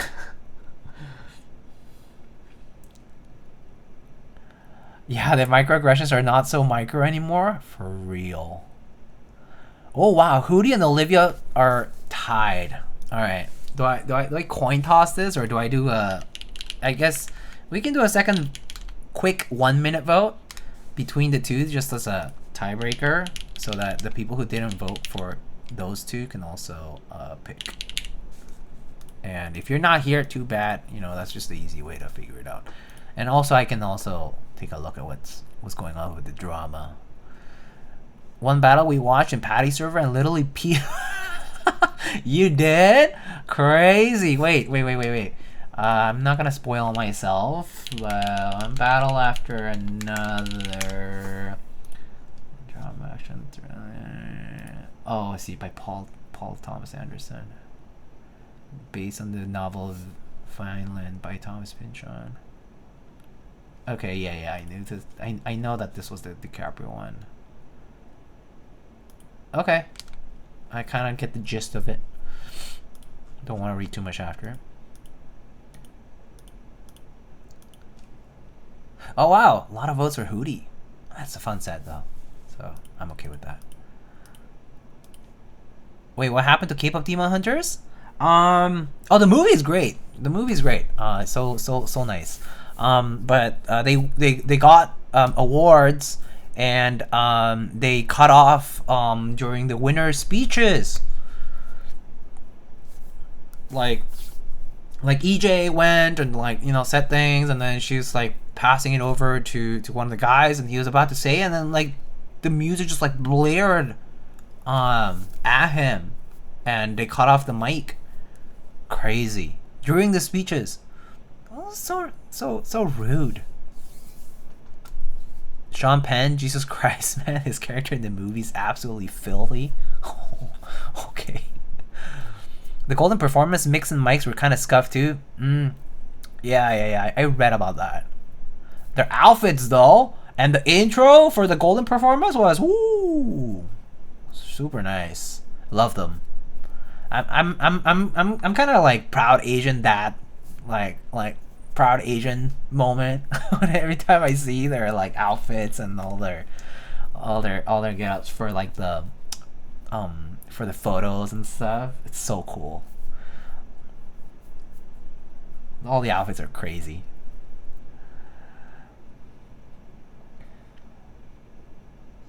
Yeah, I heard about like the others being allowed to talk way over and then them getting it cut short.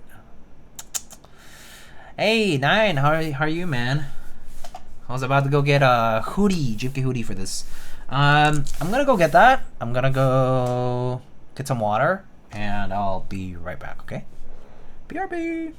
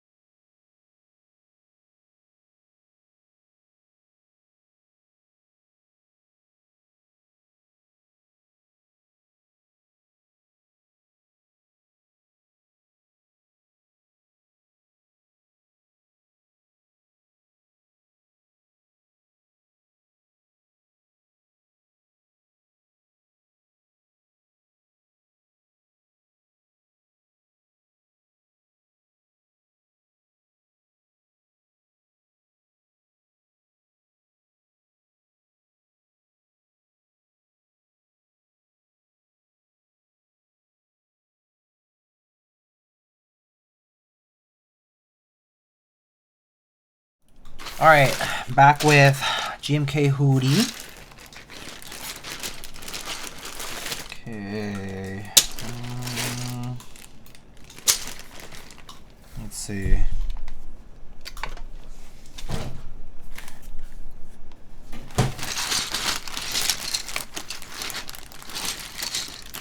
Pink.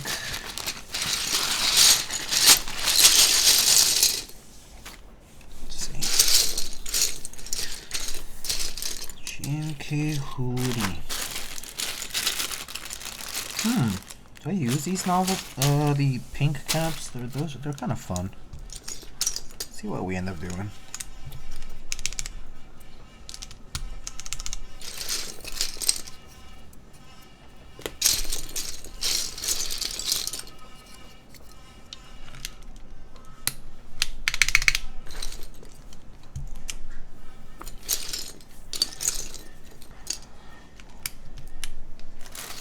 See, how these look on this? Is this pink gonna work for this? Do you guys think this pink? Oh, it's kind of very pink. It's kind of very pink. Maybe let's just go with the gray.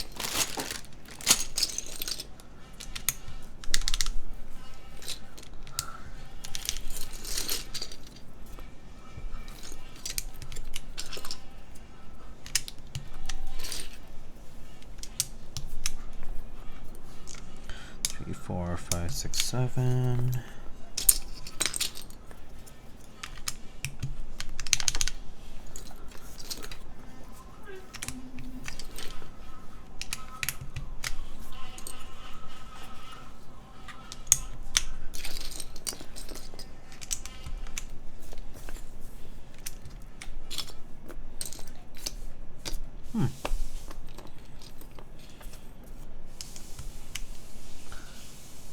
6, 7.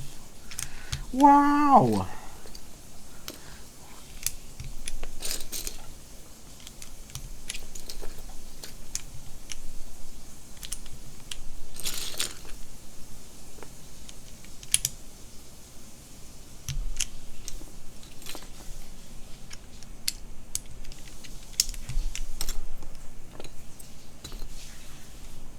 He said the thing. The girls were channeling IRL Huntrix. They have been.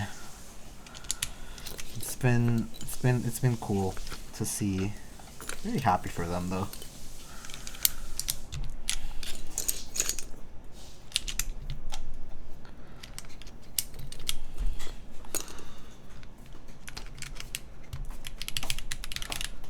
Good. Done.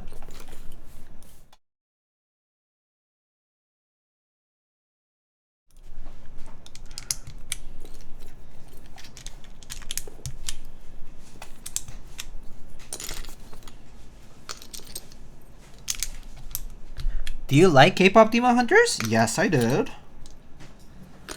No reason for me not to like it. I genuinely really did.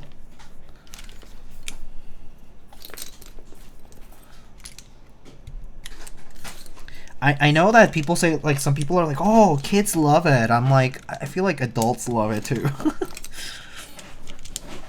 I really liked it.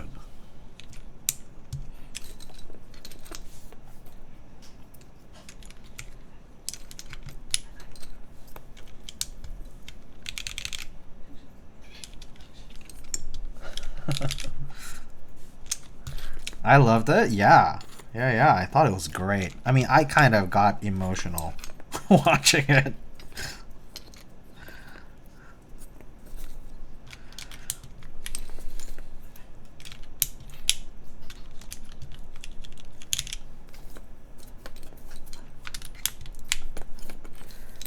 I have to say, the gray and the pink look sort of like, it really like mutes the whole look.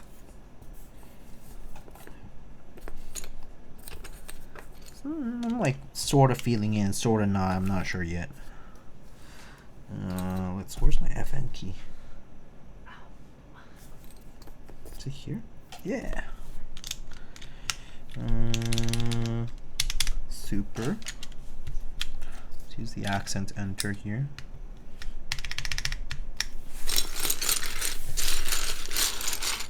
Are you caught up with Fire Force? I am at season.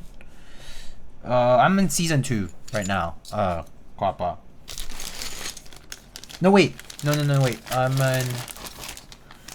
How far am I? Yeah, season 2. I think. Wait, season 3 maybe? No, season 2. I can tell you. I think I have a tab. Do I have it?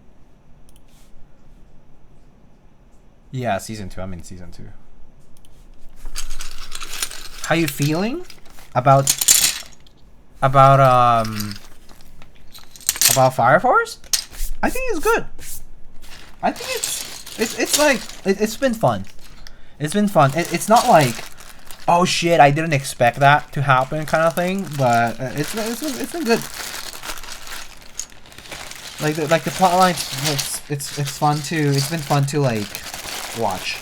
Yeah, the fan service is meh, to be honest, but otherwise it's very like very shonen-y, as I would expect. What's up? Oh, but he won't come up here, will he? Kiwi, come here. Oh, good boy. Come here.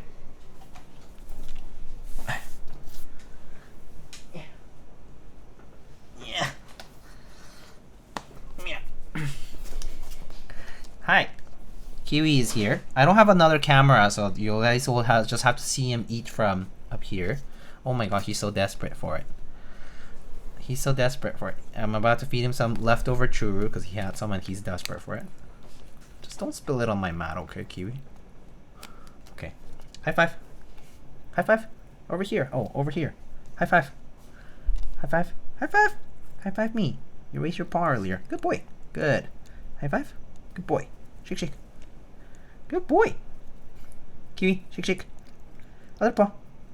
Good boy. Okay. You can have it. Oh, your nose.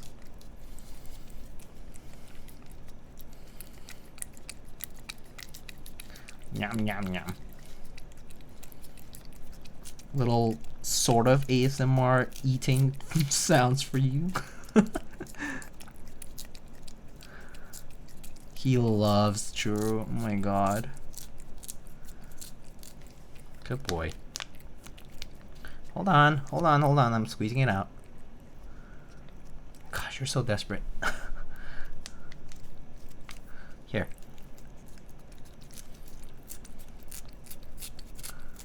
Why do so many cats like the churro? Oh, I mean, this thing is like crack for them. It's like all the things they like. Yeah, cause it's basically like crack. I mean, like it's, I don't know, it's just a flavor they like, and it's easy to eat. You want to finish it? There you go. Good boy. That was it. That was it, Kiwi. He's like, I'm done. I'm gonna leave. Oh, good boy. Good boy. Oh. Fine. Yeah.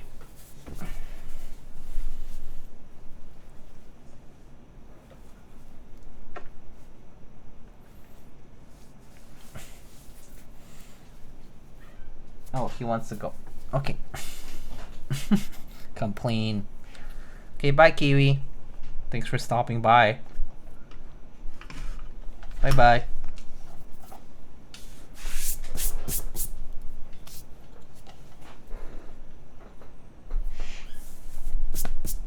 So much fur, Kiwi. So much fur.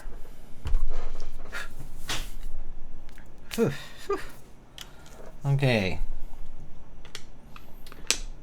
So I have a couple of artisans, or a few artisans here that I wanted to pick from. You guys can help me pick one. Alright. I have these three. Say 1, 2, or 3. You say crack, but there's already crack for cats. It's kind of called catnip. He likes catnip, but he doesn't like.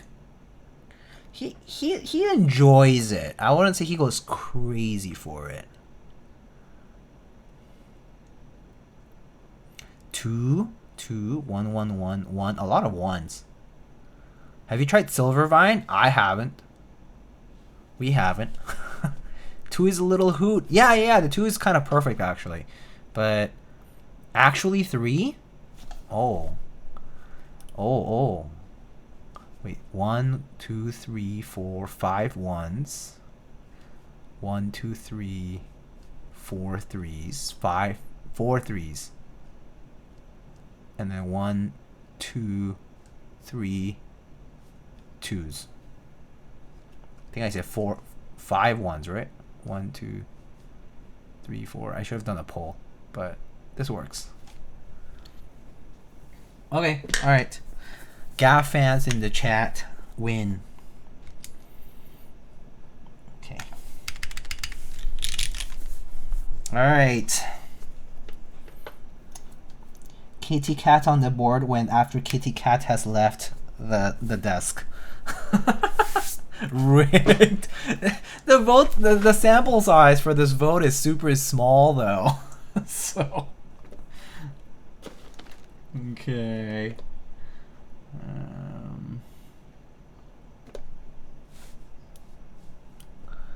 Okay. JC with the resub. Thanks for the prime. Thank you, my friend. All right, let me set up the mic over here.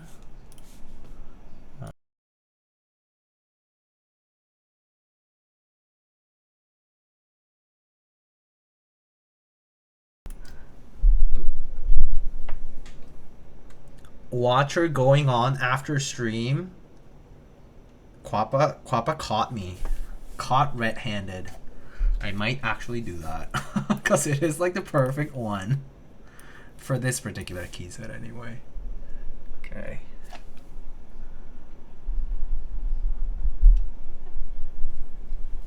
Okay, set that there, and then... am I still muted? No, it should not be muted anymore. Okay. Alright, let's give it a shot. So, we got some MX blacks on a UNIKORN R1, as you can see. Aluminum plates and GMK Hooty for this. Okay, let's give it a shot. Here we go. Oh, this is a J60 PCB, which is a 1.2 millimeter PCB. All right, here we go.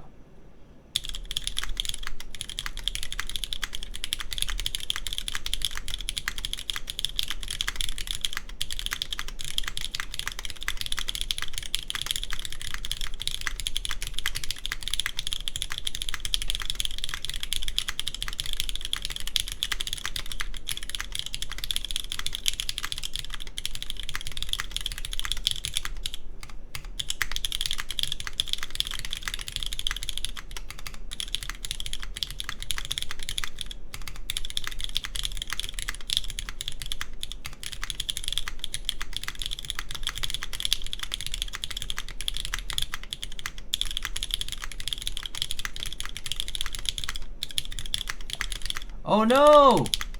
The ads hit! I didn't realize the timing.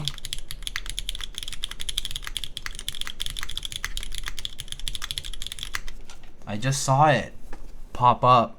What the heck? Stupid Twitch. Hate that.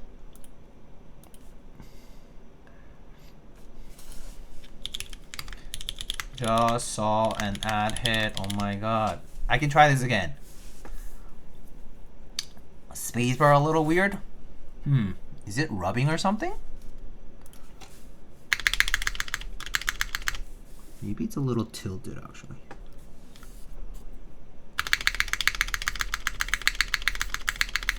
Seems okay. It's a little bit on the muted side though, yeah. What I can do actually is something I do want to see if it changes things is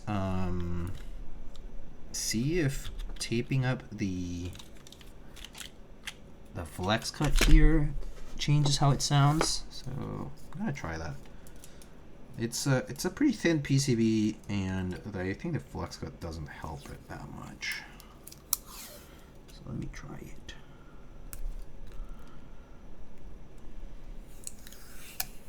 It's already soft enough for me, so I don't really feel like I need this flex cut, the big one. So I'm just gonna try trimming it. Getting rid of it.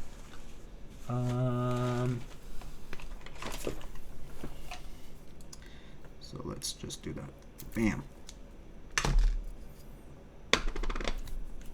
Okay. Okay, I think the others are fine. So let's put that in again here. Okay.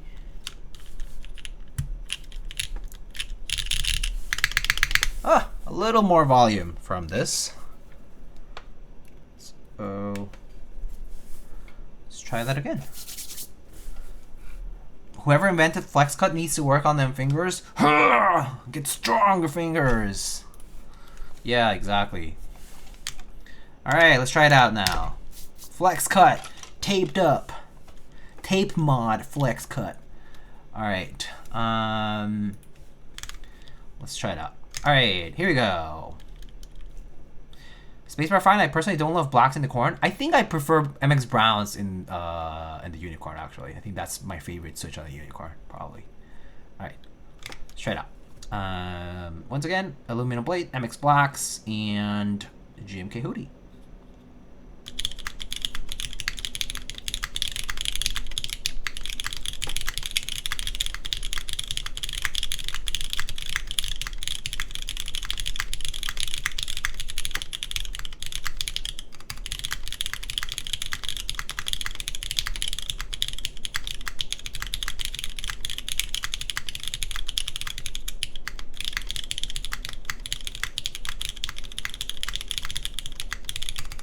Whoop.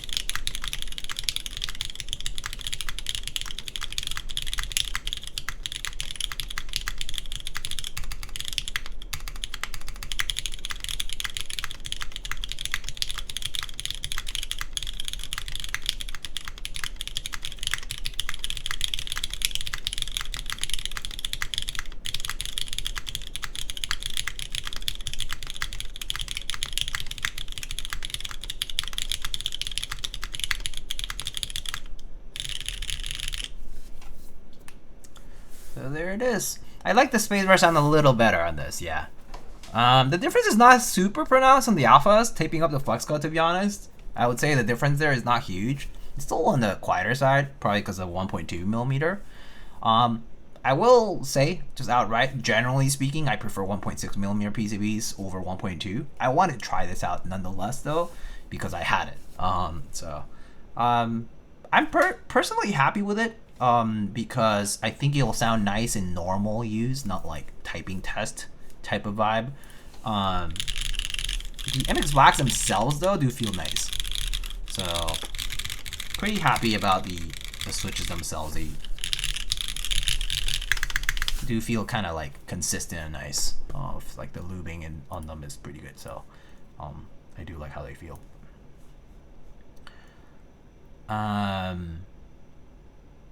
Full travel GATs. Oh, like GAT X, GAT Yellow, that kind of stuff. Well, that's a good. Have I done GATs in a UNIKORN?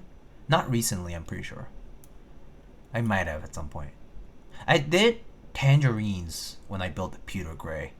I remember that. Those are still actually on that. So, are those MX2A or Hyperglides? I'm pretty sure these are vintage, actually, vintage MX blocks.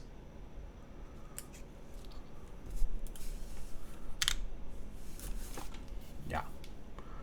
Okay. Let's listen to the mods.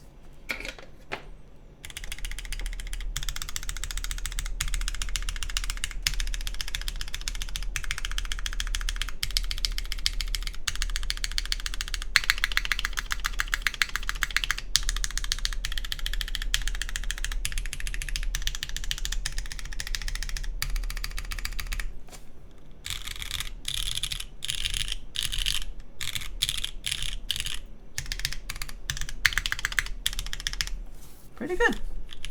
GAT Tangis, yeah, the old ones, the ones with the orange stem and the milky top.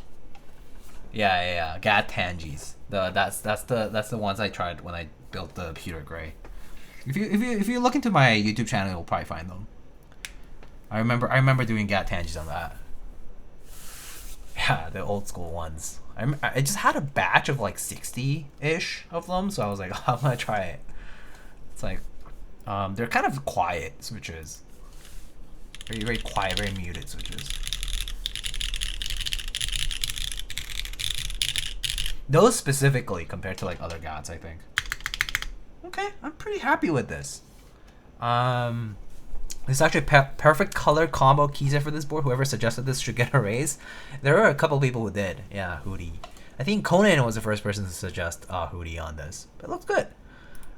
It's like it's interesting because it kind of brings that like more drab, like kind of like more neutral like feel to the board, where the color itself is kind of a little bit more lively, right? So it's an interesting combo. I'll keep it this way for a while. But yeah, pretty sweet. Okay, so let's actually show off the board here. So I don't have the off-angle camera right now anymore because it broke basically. So woo, scary. Oh my gosh, Butterfingers. How scary. Woo, woo. It's okay. All right. Sorry about that. I just hands feeling a little sweaty today. Everyone's like, oh, my heart. Imagine if I dropped it or something, dude. It's a good thing I have desk mats. Okay, so sorry, so sorry. Okay, so underwear change time. Yeah.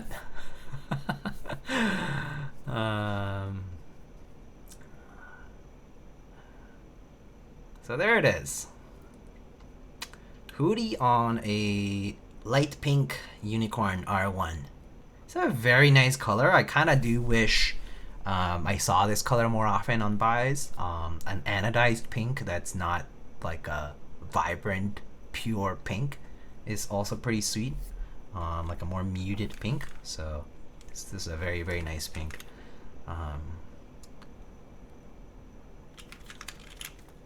Yeah. Our super yellowed bump-ons here with the slightly oxidized, actually pretty clean brass underside plate.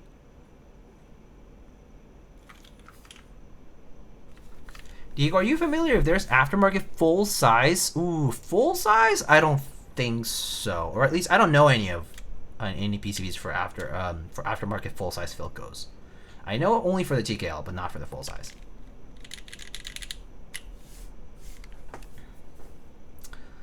This is one of my all-time favorite sets. Oh yeah? Look at that. R5. Okay. Where are the are there naysayers in the chat here who are like, oh, I would never put R5 on a 60%. It looks so awful. It feels so sharp on my fingies. My fingies hurt so much. Nah, man. Look at this. It looks so good. It looks so nice. No?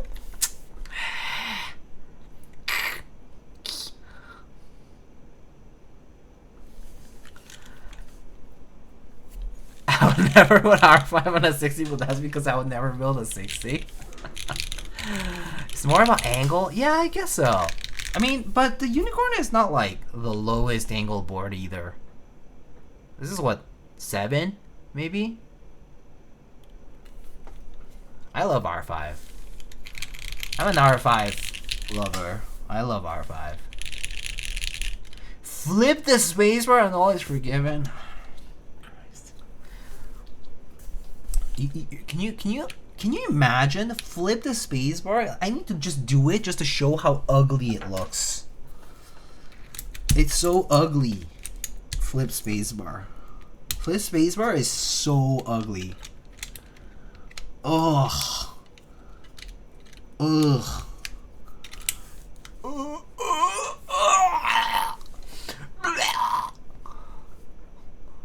Look how off it looks. It feels comfortable on my thumb. God.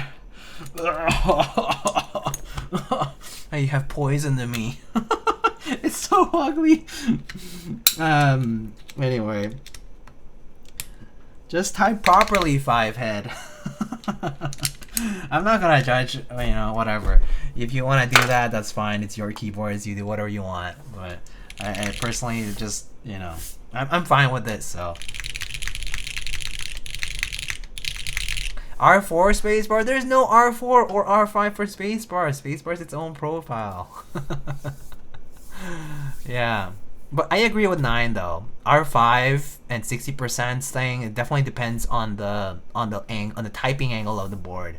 I do tend to think, I mean, I think most people agree that low typing angle boards tend to look pretty silly with R5, regardless of whether they're TKLs or 60%. Actually, I think I have a picture of a good example of that. Let me look up the picture. Actually, I have it somewhere on my Imgur account.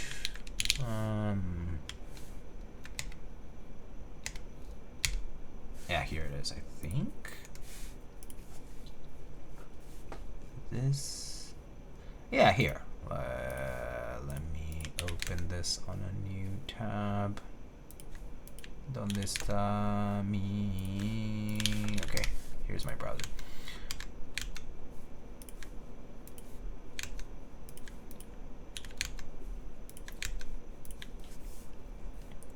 So this is KFE with R5, and yeah, like very low typing angle. It's like 5 degrees typing angle, and R5 definitely looks kind of sillier on it. So yeah.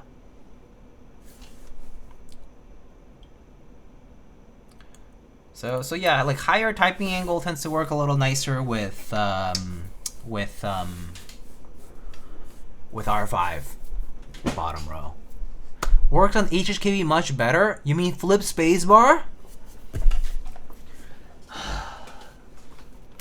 I must judge you for this.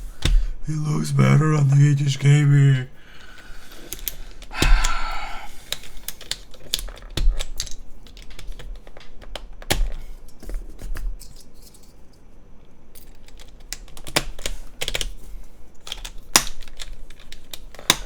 It looks better on the HHKB, guys. Flip spacebar looks so good on HHKB. It doesn't! It doesn't! It doesn't! It does not look good on HHKB. It does not! Flip spacebar just does not look good. You're sacrificing aesthetics for the comfort of your finger. It does not look better. Whether it's an HHKB or anything else. Nova feels better. It's like a reclined sofa. I mean, that's totally fair. Again, I'm not judging you if that's like what you prefer to type on, because that is more comfortable for you, because maybe you're you know, I think probably what you're doing is you're putting your wrist all the way down here, so your thumb ends up kind of hitting this edge. So I get it. I float my wrist slightly, like enough at least, so I don't feel the need to do flip. But yeah, I personally tend to suggest people to just fix their posture in terms of floating their wrists, because that actually in the long run is much better for you. You don't want, it's unnatural to be doing this wrist wise, because you're essentially bending like this, and you know, for people with what's that, carpal tunnel is basically pinching of the, what is that, median nerve right here. So you know, obviously applying any stress to it is not a good idea. But yeah, flipped, no bueno. It doesn't look good. It's not good. Yeah, fix your typing posture if you can. Anyway,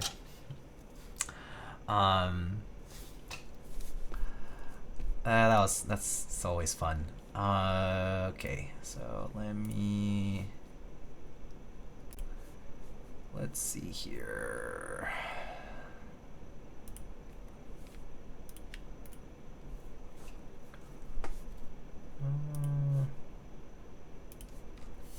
So I'll show the boards one more time here.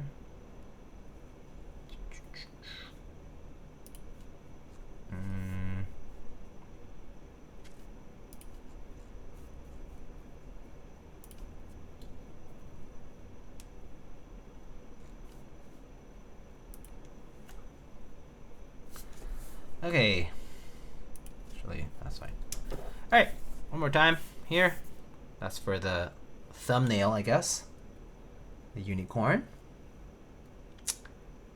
in pink. Very nice.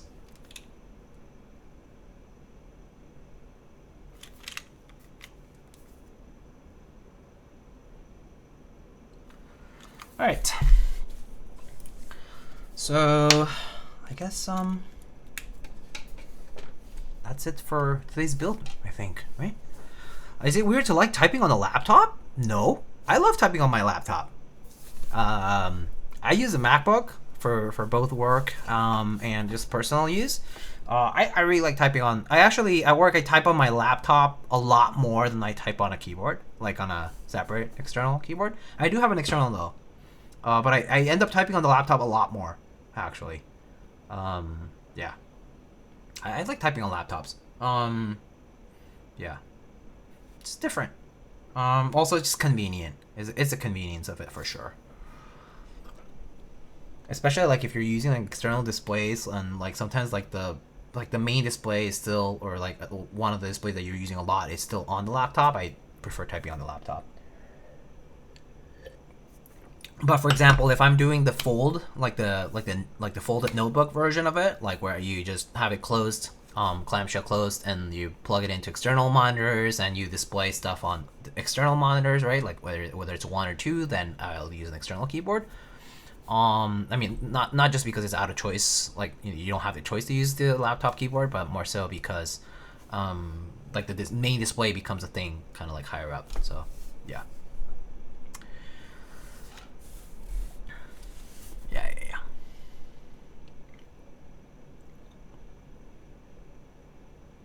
Can we hear DCS on here? Not today. I have to go actually, so I have to wrap it up.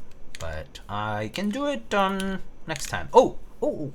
I did want to show a board that I built off stream, right? I can do that one. I can show you that, guys, that one. So I just built this one. Off stream. It was an off stream build request. It's the Spider TKL, and I just put Gorp on it. This one has Nixies, I believe. I'll be publishing a typing test later this week, but yeah. This says Nixies on a alu half, I think. Yeah, Nixies on an alu half plate commission for community member. So I can test this one if you guys want me. Just a quick one. This is top mount right now, by the way. It's Gorpin time.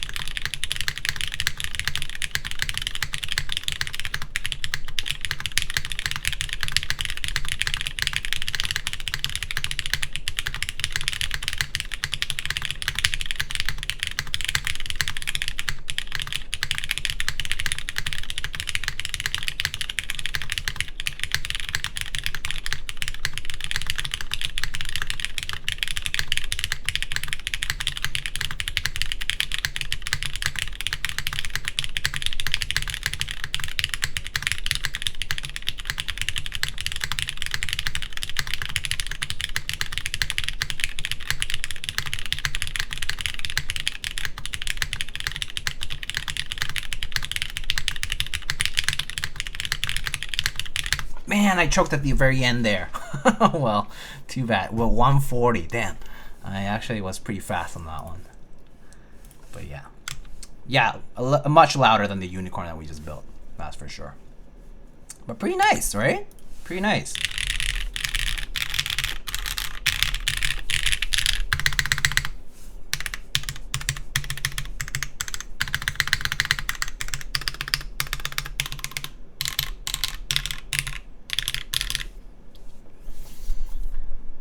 EPP on print screen is weirdly appropriate. I think it's nice because he's like looking this way, right? So kind of, it's a nice placement, I think. Wouldn't make sense to put him in the middle or in the right with the novelties. So I like him on the print screen key there. But yeah, this is the Spider. Took some pictures of this one, and I'll put those up later this week. Did you pick up Divina Papaya? I did not. I didn't have the funds to spend at the time, so didn't do it. Just other things, other priorities took place. So yeah, no, I didn't. Maybe I'll pick up Divina Papaya like after it ships or something like that. Yeah. I did not pick it up. But yeah, some nice boards. Spider, UNIKORN, very, very pretty colors actually. Really like this blue, really like this pink. I really like that. I really like it when designers and makers are doing fun colors like these. Actually, this one's pretty fun too. The blue, this is the blue gray for the tempo. This is a mode tempo, and this blue gray was also a really good color. Oh, that's a bump on. Oh, that's what I found earlier. Found it on the floor. I was like wondering what it was from, but it's one of the bump-ons from here. Okay, cool. Yeah, wooden trim. But this was a fun blue-gray color too for the tempo. And yeah, lime green board and orange. Orange is great. I love orange colored boards are super fun. Yeah, that's also one of the fun colors that doesn't happen often. But yeah.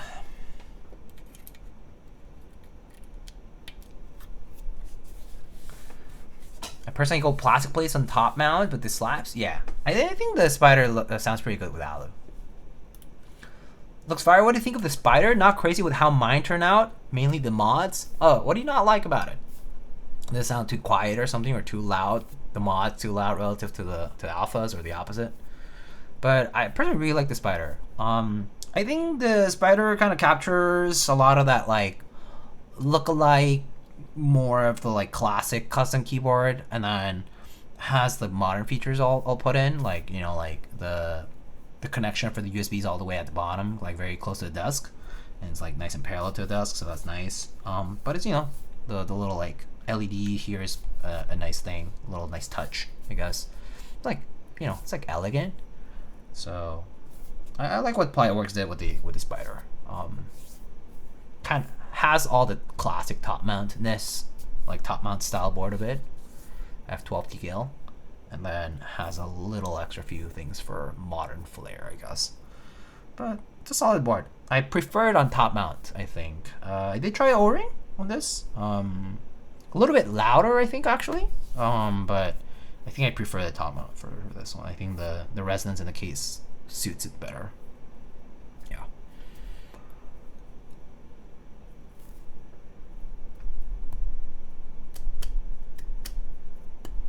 But yeah, no, there's a lot of nice boards out there. It's one of the nice ones, for sure. Okay, alrighty. It is time, I think, for me to wrap things up. So let's see. I don't know if anybody's streaming boards anymore these days. I mean, well, at a different time, maybe earlier in the day, maybe like Alex might have streamed. But otherwise, don't really see anybody doing boards now. I mean, it's also, it's a Monday, right? So, any suggestions on braids? We can go to the ducks. I see Mr. Jack Piketty is playing Minecraft, I guess. You could raid Jack Piketty. He's playing Minecraft. If you guys want to see some block game action. What was that voice? Mickey Mouse? I don't know. Me? It might be the stats, but they don't bottom out properly. You could check. I mean, maybe if they're not bottoming out properly, might be that they're. Are you sure they're 100% like mounted properly? Like the thick clip is properly clipped in all the way down, and then the rest. But I would definitely check mounting of the stabs before you do anything else. Before you decide to swap all the switches. Did Gorb already ship? Yeah, it's been shipping. It's been shipping. I believe the GB. This is a GB set, so I think the GB is just shipping. Is either just shipping or already shipped. So it's mostly landed for most US buyers. Extras haven't been put up, I think. This week I think is a busy week for vendors because a lot of them, many of them are going to the Seoul Mechanical Keyboard Expo this week. So I think they're going to be busy. So like, you know, I would assume extras will be coming up pretty soon if they haven't. But I would look out for like OmniType should have a good chunk of extras probably. But other vendors will have it as well. Yeah, mine, I got it from the group buy. Yeah, I got it from the group buy. Okay, let's wrap it up here. You know what? Let's rate the Jang. He's a fellow builder, but he does model building like Legos and mechs and all kinds of stuff. He's doing a charity fundraiser, so if you guys wanna show some support over there, I would love to take you guys over there. When's the next stream? I'll see. Maybe I need to look at my schedule. It could be tomorrow, but otherwise it will be probably Wednesday. Yeah. It'll be soon. I'll be building one of the functional code bakanekos for a community member. And then after that, I think I might be checking out the Stratum 80 from Artifact Industries. Yeah, that'll be later this week, probably second half of the week. And then on the weekend, on Saturday afternoon, I think, I am building the logos from Antipodes Studio. Yeah. All right, folks. I'll see you guys later. Thanks as always for stopping by and hanging out and having a good time. All right, folks. See you later. Have fun and have a good rest of your week. See you later. Bye.